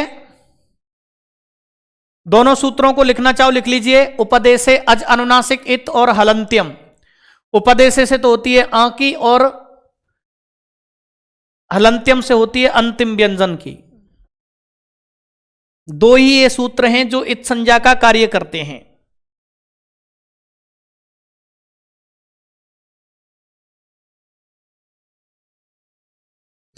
जब भी स्वर की इत संज्ञा होवे कहीं पर भी किसी भी स्थल पर, तो ध्यान रखना एक ही सूत्र है स्वर की इत संज्ञा करने वाला, तो उपदेशे अज अनुनासिक इत।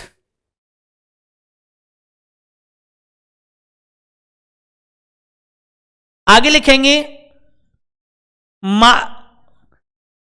माहेश्वर सूत्रों में हल अनुबंध वाले सूत्र 14, माहेश्वर सूत्रों में हल अनुबंध वाले सूत्र 14 हैं। माहेश्वर सूत्रों में हल अनुबंध वाले, जिनमें हल का अनुबंध लगाया है, इत संज्ञक वर्ण रखा है, 14 हैं। तथा अच अनुबंध वाले, तथा अच अनुबंध वाला सूत्र एक है। क्वेश्चन को कैसे भी घुमा करके पूछ सकता है। परीक्षा का, फर्स्ट ग्रेड की परीक्षा का स्तर बड़ा है, क्वेश्चन को किसी भी प्रकार से घुमा करके पूछ सकता है। आपको तैयार रहना है। फर्स्ट ग्रेड, सेकंड ग्रेड, और ये तो रीट के लिए भी काम के हैं, ठीक है ना। डिटेल से आप यहां पर रीट में भी ये लगे हुए हैं, तो डिटेल से यहां पढ़ लोगे तो रीट वालों को भी दोबारा पढ़ने की जरूरत नहीं पड़ेगी। क्लियर हो गया मित्रों। चलिए आगे लिखते हैं। माहेश्वर सूत्रों में प्रथम 4 सूत्र स्वरों से संबंधित हैं। माहेश्वर सूत्रों में प्रथम 4 सूत्र माहेश्वर सूत्रों में प्रथम 4 सूत्र स्वरों से संबंधित हैं।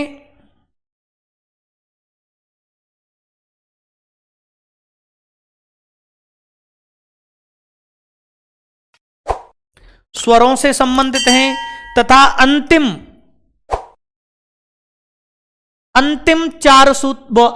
10 सूत्र व्यंजनों से संबंधित हैं।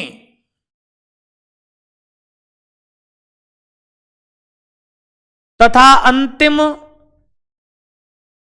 10 सूत्र व्यंजनों से संबंधित हैं।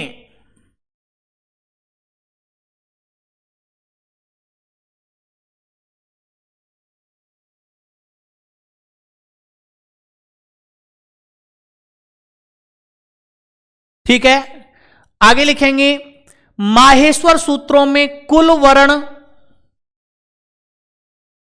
42 हैं। माहेश्वर सूत्रों में कुल वर्ण 42 हैं।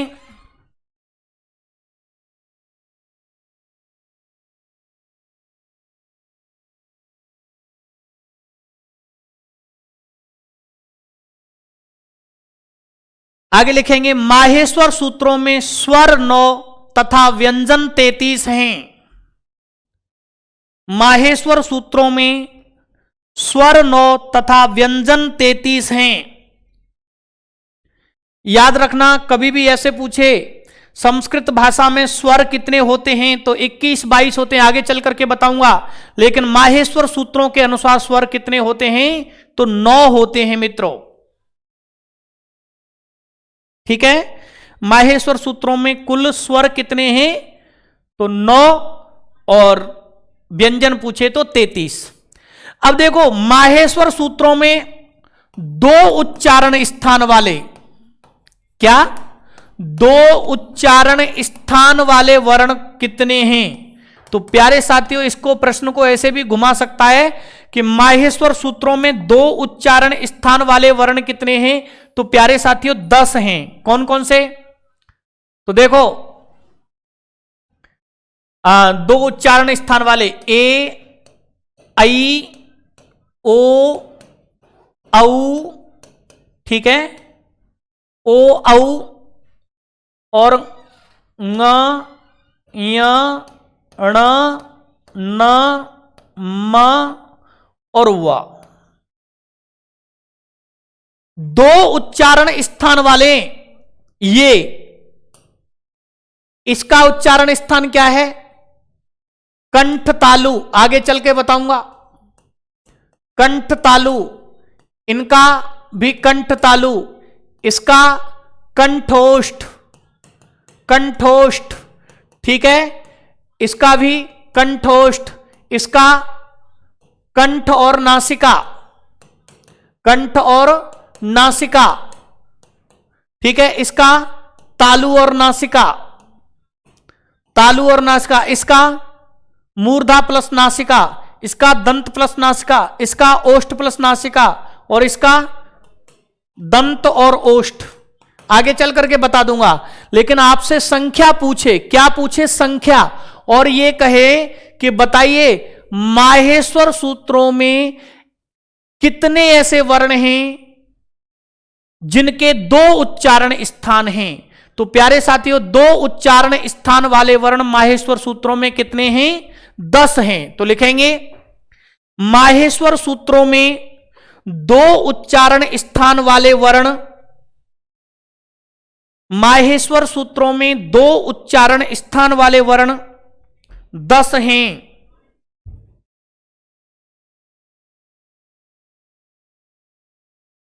दस हैं, ए, आई, ओ, औ,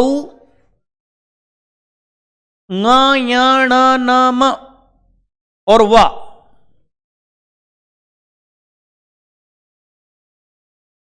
क्लियर हो गया।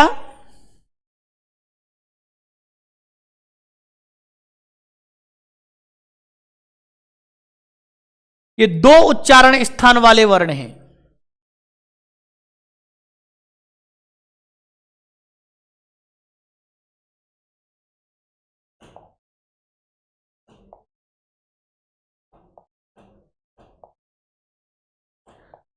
अब मैं जो बात करता हूं, तो देखो ये सारी चीज अपन ने लिख ली। अब देखिए माहेश्वर सूत्रों में वर्णों का क्रम क्या है, तो माहेश्वर सूत्रों में वर्णों का क्रम देखते हैं अपन। तो एक बार अपन क्या करते हैं, माहेश्वर सूत्रों को ऐसे लिख लेते हैं जिससे अपने को प्रॉब्लम नहीं आएगी। ठीक है, मैं आपको, आप लोग मत लिखना, मैं लिख रहा हूं केवल।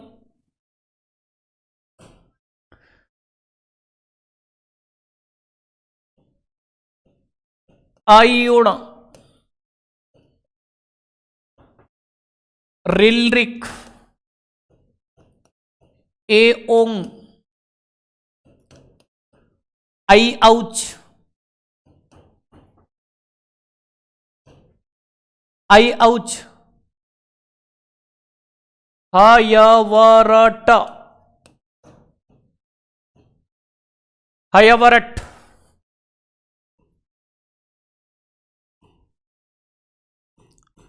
लण, लण, यम, ngण, नम, झवय, झवय, घड़धश, घड़धश, जवगड़ दस, जबगड़ दस, खफ, खफ, छठ, खफ, छठ, थ, च, ट, त, व, खफ, छठ, थ, च, ट, त, व, कपय, श, श, सर, स, श, सर, और अगला आता है हल। ये क्या है, 14 सूत्र हैं। ठीक है, 14 सूत्र हैं मित्रों। अब इनमें अपन क्रम देखते हैं। तो देखो सबसे पहले वर्णों का क्रम ले लेते हैं। इनमें इत संज्ञा तो किसकी हो जाएगी, इनकी इत संज्ञा हो जाएगी। इनकी क्या हो जाएगी, इत संज्ञा हो जाएगी। यानी इत संज्ञा से मतलब मैंने आपको बतलाया था इत संज्ञा प्रकरण में कि ये तो चिन्ह है। इत संज्ञक वर्ण तो क्या है मित्रों, चिन्ह है। ठीक है ना। तो वर्णों का क्रम क्या है मित्रों, तो माहेश्वर सूत्रों में वर्णों का क्रम है, सबसे पहले स्वरों का उल्लेख है। देख लो, अ, ई, उ, रील, री, ए, ओ, आई, औ, पहले स्वर आ गए। फिर क्या आ रहा है, ह, य, व, र, ल। तो हा तो दो जगह है, यहां पर भी है ह और ये भी है, मैं बाद में बताऊंगा। तो सबसे पहले क्या आ रहा है, स्वर। फिर क्या आ रहा है, अंतस्थ। क्या आ रहे हैं, अंतस्थ आ रहे हैं, अंतस्थ वर्ण आ रहे हैं। ठीक है, क्योंकि देखो य, व, र और ल, य, व, र और ल। ठीक है, फिर उसके बाद में क्या आ रहा है, ङ, य, म, ङ, ण, न। य, म, ङ, न, वर्ग के कौन से, ये है मित्रों वर्ग के पांचवें। वर्ग के कौन से, पांचवें। देख लो, क, ख, ग, घ, च, छ, ज, ज, य, ट, ठ, ड, ढ, ण, त, थ, द, ध, न, प, फ, ब, भ, म। ये क्या है, अपने वर्ग के पांचवें हैं। तो पहले आए पंचम वर्ण, फिर झ, च, छ, ज, झ, प, फ, ब, भ, क, ख, ग, घ, ट, ठ, ड, ध, त, थ, द, ध। फिर वर्ग के कौन से, चौथे। फिर कौन से, ज, व, ग, ड़, द। वर्ग के कौन से मित्रों, तीसरे। फिर कौन से, ख, फ, छ, ठ, थ। तो ये वर्ग के कौन से, दूसरे। और च, ट, त, क, प, ये वर्ग के कौन से, पहले। और फिर उसके बाद में किसका उल्लेख है मित्रों, ऊष्म वर्णों का उल्लेख है।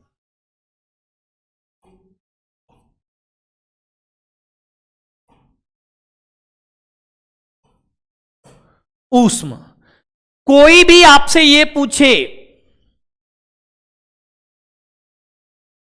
स्वागत है देशराज सर जी, बहुत बहुत स्वागत है आपका। तो कोई भी आपसे यह पूछे कि माहेश्वर सूत्रों में वर्णों का क्रम क्या है, सबसे पहले क्या उल्लिखित हैं? स्वर। फिर किनका? पहले आते हैं स्वर, स्वर के बाद क्या आते हैं? अंतस्थ, अंतस्थ के बाद वर्ग के 5वें, फिर चौथे वर्ण आते हैं, वर्ग के तीसरे वर्ण आते हैं, फिर वर्ग के दूसरे आते हैं, वर्ग के फिर पहले आते हैं, फिर क्या आते हैं? अंत में ऊष्म आते हैं। क्लियर हो गया? तो प्यारे साथियों, ये क्या है?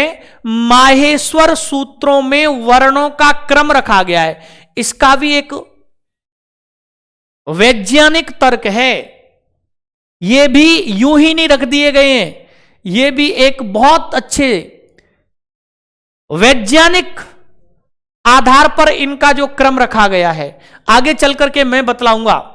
तो प्यारे साथियों, वर्णों का क्रम अपन ने जान लिया। अच्छा सुनिए, देखो आप कई लोग कह रहे होंगे 5वें, चौथे, तीसरे, दूसरे, पहले, ये क्या है गुरुजी? हमने तो अभी हम इनको जानते नहीं, ये है क्या? तो आपको बतला दूं, जैसे कवर्ग है, कवर्ग का क, ख, ग, घ, ग, घ, ङ। चवर्ग में क्या आता है? च, छ, ज, झ, य। और टवर्ग में क्या आता है? ट, ठ, ड, ढ, ण। तवर्ग में क्या आता है? त, थ, द, ध, न। और पवर्ग में क्या आता है? प, फ, ब, भ और मित्रों म। तो आप देख रहे हो ये वर्ग के कौन से हैं? पहले। ये वर्ग के कौन से हैं? दूसरे। क, च, ट, त, प वर्ग के पहले, ख, छ, ठ, त, फ ये वर्ग के दूसरे, ये वर्ग के तीसरे, ये वर्ग के चौथे और ये वर्ग के मित्रों क्या है? 5वें। तो वर्ग के पहले, दूसरे, तीसरे, चौथे, 5वें का मतलब, तो देखो 5वें, सबसे पहले माहेश्वर सूत्रों में क्या आते हैं? 5वें आते हैं। तो 5वें का मतलब पहले आएंगे ङ, य, ण, न, म, फिर आएंगे घ, ढ, ध, श ये वाले, फिर ये, ऐसे क्रम है। क्लियर हो गया? तो प्यारे साथियों, इन वर्गों का उल्टा क्रम रखा गया है, अर्थात विपरीत क्रम रखा गया है यहां पर की अपेक्षा। किसमें? माहेश्वर सूत्रों में। तो देख लेते हैं। तो कोई भी आपसे यह पूछे कि माहेश्वर सूत्रों में वर्णों का क्रम क्या है, तो आप बतला देंगे ना? चलिए, तो हेडिंग लिख लेंगे, माहेश्वर सूत्रों में वर्णों का क्रम, हेडिंग डाल करके फिर इसको लिख लेंगे, माहेश्वर सूत्रों में वर्णों का क्रम। माहेश्वर सूत्रों में वर्णों का क्रम।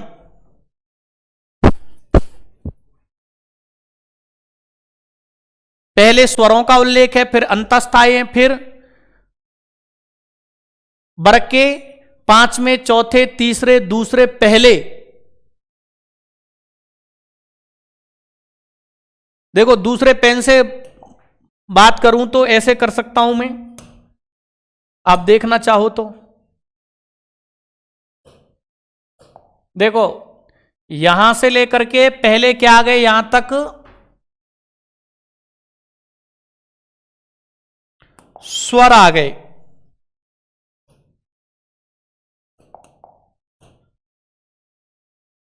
यहां तक क्या है मित्रों? स्वर हैं। ठीक है? फिर य, व, र से यहां से लेकर के और यहां तक क्या है? अंतस्थ है। फिर ये देखो क्या है? 5वें हैं। फिर ये क्या है? चौथे हैं। अंतिम वर्ण को तो लेते ही नहीं। फिर ये क्या है? तीसरे हैं। फिर ये क्या है? यहां तक दूसरे हैं। और फिर यहां तक कौन से हैं? ये पहले हैं। और ये स, स, स, ह, यहां पर ह ग्रहण कर लिया तो वहां पर नहीं लेते, इसीलिए ह को अपन ने यहां छोड़ दिया, तो ऊष्म है। क्लियर हो गया? तो माहेश्वर सूत्रों में वर्णों का क्रम आपने लिख लिया। चलिए साथियों, अब इतनी बात अपन ने समझ ली, माहेश्वर सूत्रों में वर्णों का क्रम क्या है। अब माहेश्वर सूत्रों में और क्रम भी देख लेते हैं, क्योंकि क्रम आजकल बहुत पूछा जाता है, सेकंड ग्रेड में खूब और रीट में भी खूब और फर्स्ट ग्रेड में भी पूछा जा रहा है। प्यारे साथियों, तो माहेश्वर सूत्रों में अंतस्थों, पहले एक एक का लेते हैं, किस किस का क्रम पूछ सकता है। तो माहेश्वर सूत्रों में क्रम पूछेगा संयुक्त स्वरों का।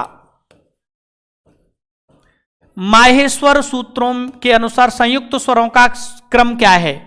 तो संयुक्त स्वरों का वैसे अपन हिंदी में क्या लिखते हैं? ए आई ओ औ, यही तो है ना, अपन हिंदी में ऐसे बोलते हैं ए आई ओ औ। लेकिन माहेश्वर सूत्रों में देखोगे तो ए ओ आई औ, ए आई नहीं, ए ओ आई औ।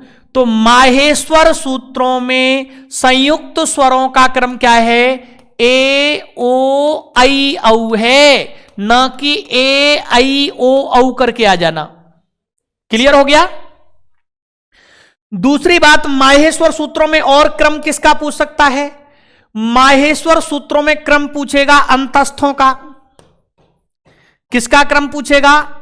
अंतस्थों का क्रम। सेकंड ग्रेड में 2014 में भी पूछा गया था, 2017 में भी पूछा गया। माहेश्वर सूत्रों में अंत यानी संस्कृत में अंतस्थों का क्रम क्या है? तो देखो अपन ने वैसे क्या पढ़ रखा है, हिंदी में क्या था? य र ल व, यही तो पढ़ा है हिंदी में। लेकिन संस्कृत में क्या? माहेश्वर सूत्रों में देखो य व र ल, क्या है? य व र ल। माहेश्वर सूत्रों में अंतस्थों का सही क्रम क्या है? य व र ल। दूसरा और किसका पूछ सकता है? इनका पूछ सकता है। माहेश्वर सूत्रों में पंचम वर्णों का क्रम क्या है? पंचम वर्णों का क्रम।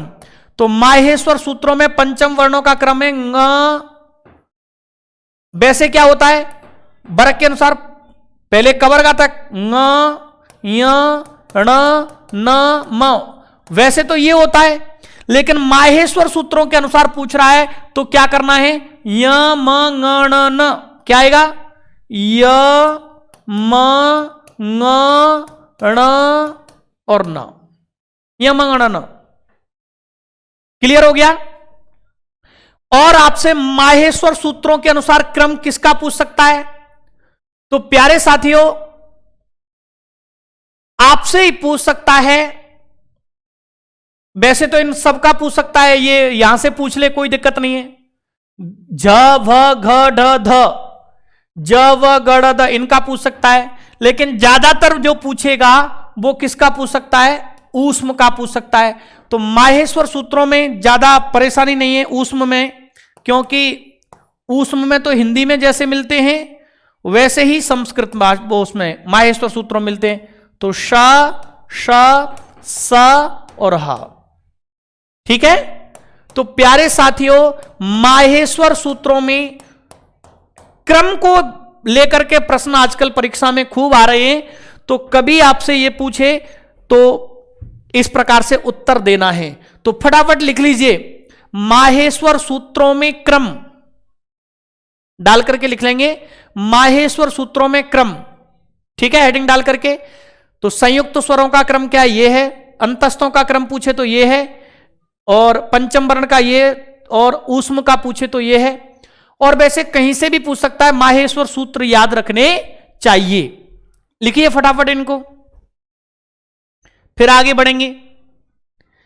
एक एक चीज को समझना है साथियों, एक एक चीज को।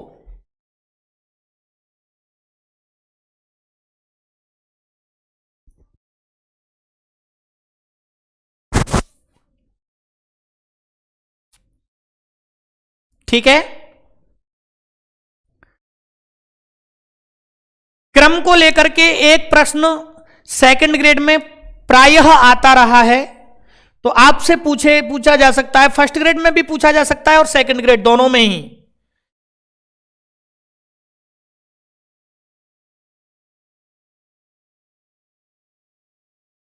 ठीक है मित्रों, चलिए आगे बढ़ते हैं। अब प्यारे साथियों, आप देख रहे हो कि माहेश्वर जो सूत्र हैं, इनमें जो हयवरण से लेकर के यहां तक ह य व, ये जो वर्ण है ना, ह में क्या है? ह में मित्रों ह प्लस अ है। क्या है? ह प्लस अ। तो ध्यान रखना कि व्यंजन जो होते हैं वो क्या होते हैं? अर्धमात्रिक होते हैं। अर्धमात्रिकस्तु, अर्धमात्रिकस्तु व्यंजनम। व्यंजन जो होते हैं वो मित्रों क्या होते हैं? अर्धमात्रिक होते हैं। असल में ये व्यंजन क्या है दोस्तों? आधे हैं। ह, य, व, र, ल, य, म, ङ, ण, ये सब क्या है? अर्धमात्रिक है। यानी व्यंजन तो अर्धमात्रिक होता है, अर्थात ये सब क्या है मित्रों? ये हा है ना, ये वास्तविक में क्या है? ये हा इतना ही है। इसको ह से क्या ग्रहण करना है? ये ग्रहण करना है, ये सहित ग्रहण नहीं करना है। तो प्यारे साथियों, माहेश्वर सूत्रों में य का मतलब क्या है? इस य का मतलब है ये य। फिर जब ये य रखना था तो फिर अ क्यों लगाया पीछे? तो प्यारे साथियों, इनको देखो हकार, हकार कहेंगे। क्या कहेंगे? हकार। एक चीज मैं आपको बतला दूं कि वर्णों के पीछे कार प्रत्यय लगा देते हैं। कौन सा प्रत्यय लगा देते हैं? कार। जैसे अ के पीछे कार लगा दो तो क्या कहेगा? अकार। अकार माने क्या हो जाएगा? अवर्ण। अ। कभी आपको संस्कृत व्याकरण में मैं कहूं मकार, मकार का मतलब क्या लेना? म वर्ण। ठीक है। मैं कह दूं कि हकार, हकार का मतलब क्या लेना? हकार का मतलब ले लेना ह वर्ण। ठीक है। संस्कृत में यकार मतलब क्या? यकार का मतलब क्या हो गया? य वर्ण। संस्कृत में टकार का मतलब क्या हो गया? ट वर्ण। ट वर्ण। संस्कृत में डकार का मतलब क्या हो गया? ड वर्ण। यानी वर्णों के पीछे कार लगा देते हैं। तो अकार से अ, मकार से म, तकार से त, धकार से ध, सकार से स। समझ में आ गया? लेकिन ध्यान रखना, र से र को रकार नहीं कहते हैं। र से एक नियम आता है, सूत्र आता है रादिफ। क्या आता है? रादिफ। तो इसको मित्रों र से इफ हो जाता है। र से क्या हो जाता है? इफ हो जाता है। र से इफ होकर के क्या बन जाएगा? इफ प्रत्यय होकर के रेफ बन जाता है। रेफ। ठीक है। तो साथियों ये याद रखना, संस्कृत व्याकरण में अ को क्या कहते हैं? अकार कहा जाएगा। संस्कृत व्याकरण में म को क्या, आ को क्या कहेंगे? आकार कहते हैं। म का मतलब, मां को क्या कहा जाएगा? मकार कहा जाएगा। ठीक है। लेकिन र को जब भी कहेंगे तो रकार नहीं कहते। र को क्या नहीं कहते? रकार नहीं कहते। र को तो क्या कहते हैं? रेफ कहते हैं मित्रों। क्या कहते हैं? रेफ कहते हैं। तो इस बात को याद रख लेना। कभी आपसे मैं बोलूं हकार, मकार, तकार, धकार, पकार, इकार, उकार, सकार, लकार, तो समझना ई, उ, स, ये जो मैं वर्ण बोल रहा हूं उनका मतलब वर्ण होता है। क्लियर हो गया? यानी हकार का मतलब ह वर्ण, लकार का मतलब ल वर्ण, सकार का मतलब स वर्ण, तकार का मतलब त वर्ण, रेफ का मतलब र वर्ण। क्लियर हो गया? तो प्यारे साथियों, एक नियम आता है, एक उल्लेख आता है कि हकार आदि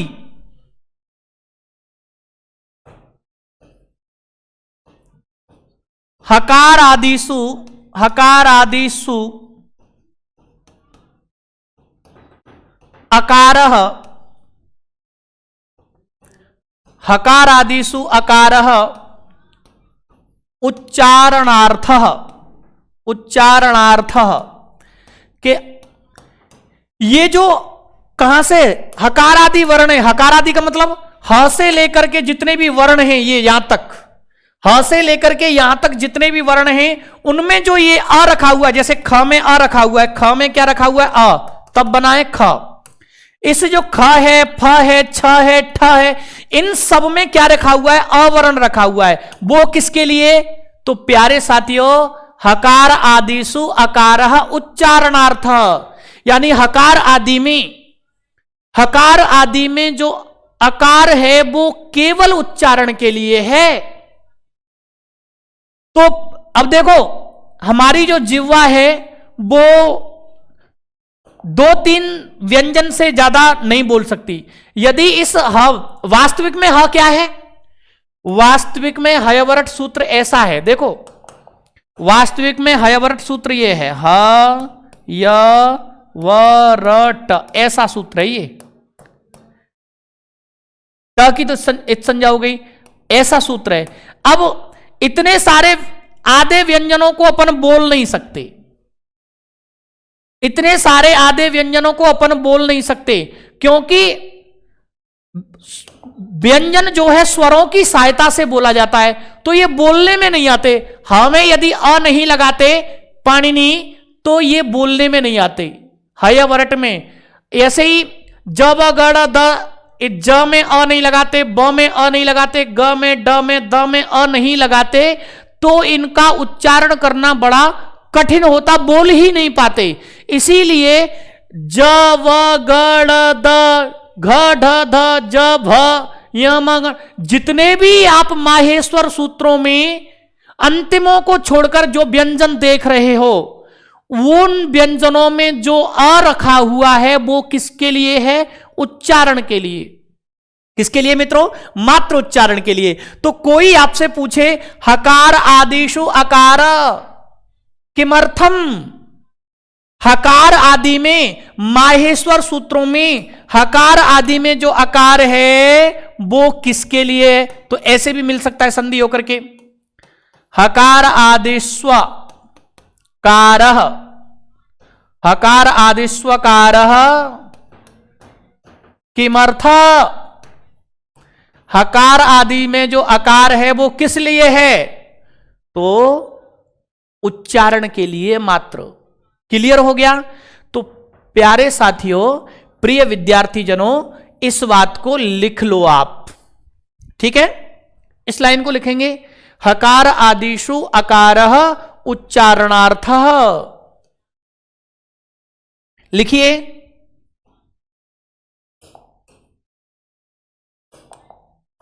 इस लाइन को लिखिए, जरूर परीक्षा में पूछे जाने योग्य है, ठीक है? परीक्षा में पूछने योग्य लाइन है मित्रों ये। तो अकार आदिषु अकारः उच्चारणार्थः,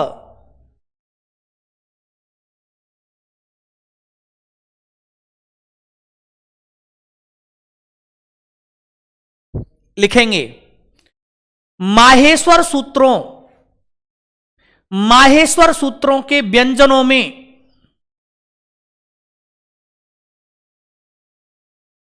ऐसे लिखेंगे, माहेश्वर सूत्रों के हकार आदि व्यंजनों में सबसे आदि में कौन है? ह है, तो इसको कहेंगे हकार आदि। माहेश्वर सूत्रों के हकार आदि व्यंजनों में, माहेश्वर सूत्रों के हकार आदि व्यंजनों में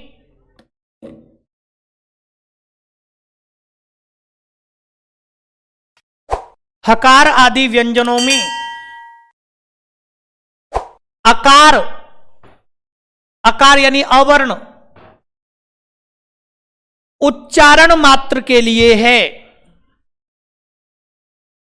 हकार आदि व्यंजनों में अकार यानी अवर्ण उच्चारण मात्र के लिए है।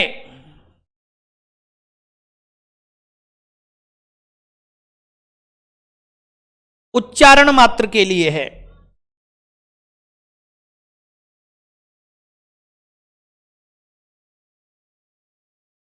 आगे लिखेंगे, संस्कृत भाषा में अ को अकार,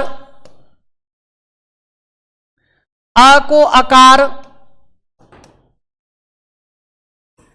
अ को अकार, म को मकार,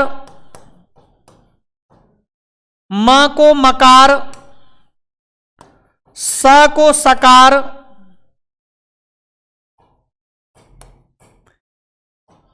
स को सकार,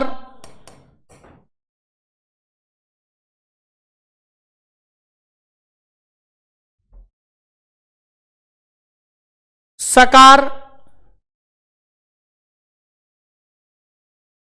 स को सकार कहते हैं।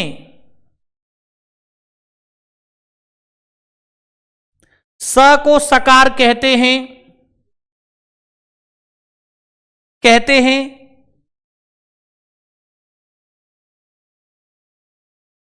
इसी प्रकार सभी वर्णों को समझना चाहिए। ऐसे लिखेंगे, इसी प्रकार र को छोड़कर सभी वर्णों को कहना चाहिए।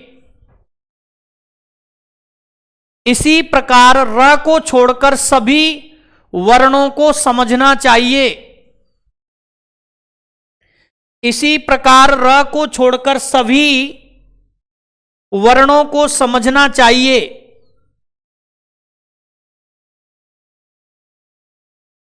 सभी वर्णों को समझना चाहिए, क्योंकि र को रेफ कहते हैं, र को रेफ कहा जाता है, क्योंकि र को रेफ कहते हैं, रेफ।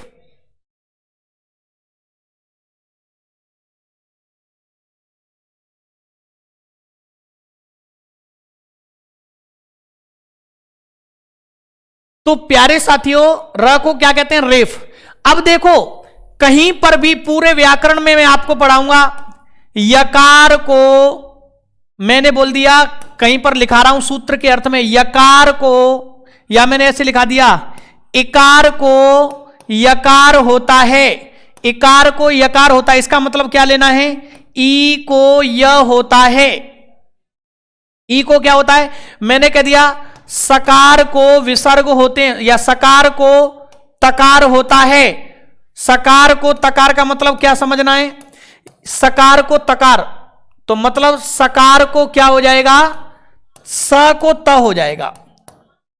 यानी इन वर्णों के पीछे कार प्रत्यय लगा देते हैं। तो प्यारे साथियों, कभी भी आपसे परीक्षा में पूछे कि माहेश्वर सूत्रों में जो ह आदि वर्ण हैं, हकार आदि जो वर्ण हैं, उनमें जो अवर्ण है वो किसके लिए है? उच्चारण मात्र के लिए है। किसके लिए है? उच्चारण मात्र के लिए।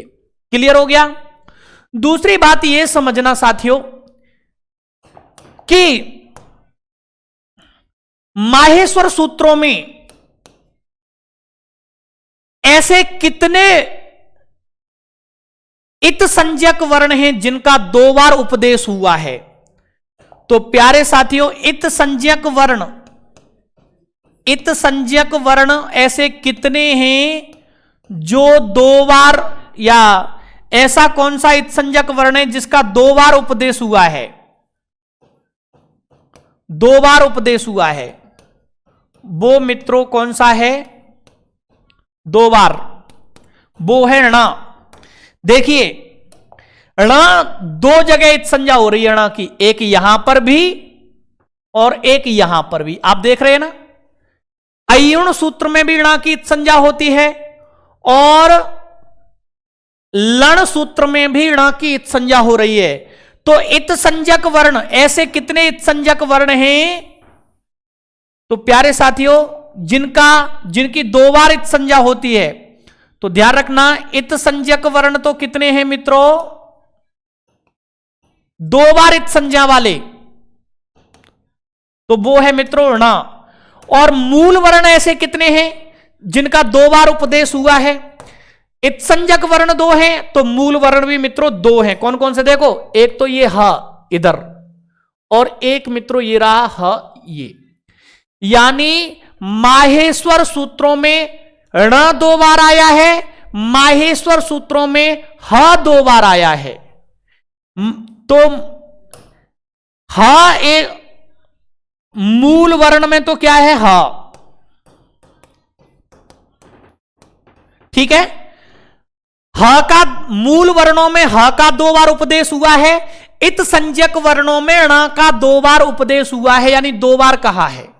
क्लियर हो गया? तो कभी परीक्षा में पूछे आपसे कि इत संज्ञक कौन से वर्ण का 2 बार उपदेश हुआ है? तो ण का। और मूल वर्ण में किस वर्ण का 2 बार उपदेश हुआ है, 2 बार आया है? तो मित्रों वो है ह। तो लिखेंगे माहेश्वर सूत्रों में माहेश्वर सूत्रों में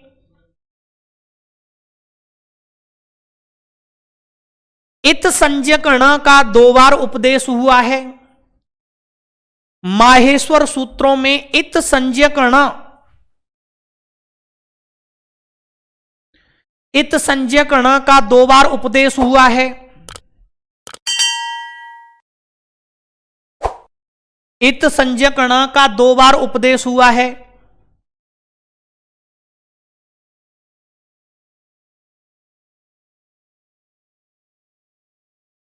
ठीक है, और आगे लिखेंगे माहेश्वर सूत्रों में ह, ऐसे लिखेंगे माहेश्वर सूत्रों में मूल वर्णों में ह का 2 बार उपदेश हुआ है।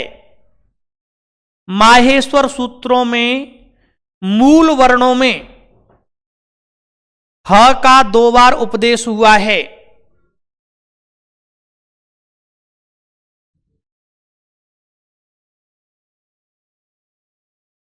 यानी ऐसा इत्संज्ञक वर्ण, ऐसे इत्संज्ञक वर्ण कितने हैं जो 2 बार आए? एक ही है ण। और ऐसा मूल वर्ण कौन सा है जो 2 बार जिसका उपदेश हुआ है? वो है मित्रों ह। क्लियर हो गया? तो यहां तक आप लोगों को समझ में आ गया होगा। ठीक है, कल मैं इसके बहुत ही महत्वपूर्ण कार्य को लेकर के आऊंगा। कल का मेरा कार्य है प्रत्याहार, प्रत्याहार बनाना सिखाना। प्रत्याहार कितने होते हैं, प्रत्याहारों से ही आगे सारे काम चलेंगे। संधि प्रत्याहारों से समझ में आएंगी। तो प्यारे साथियों, प्रत्याहार आपको कल कैसे बनते हैं, प्रत्याहार संज्ञा किससे होती है, कौन कौन से प्रत्याहार होते हैं, कितने प्रत्याहार माने जाते हैं, ये सब चर्चा मैं करूंगा कल। आप सबका बहुत बहुत धन्यवाद। शीघ्रता पूर्वक अभी जितने लोग इसको देख रहे हैं वो इसको लाइक शेयर कीजिए, और प्यारे साथियों चैनल को सब्सक्राइब किया करो। ठीक है ना? तो शीघ्रता पूर्वक आप सब लोग अपने जितने भी व्हाट्सएप ग्रुप हैं, इस चैनल को आपकी बहुत आवश्यकता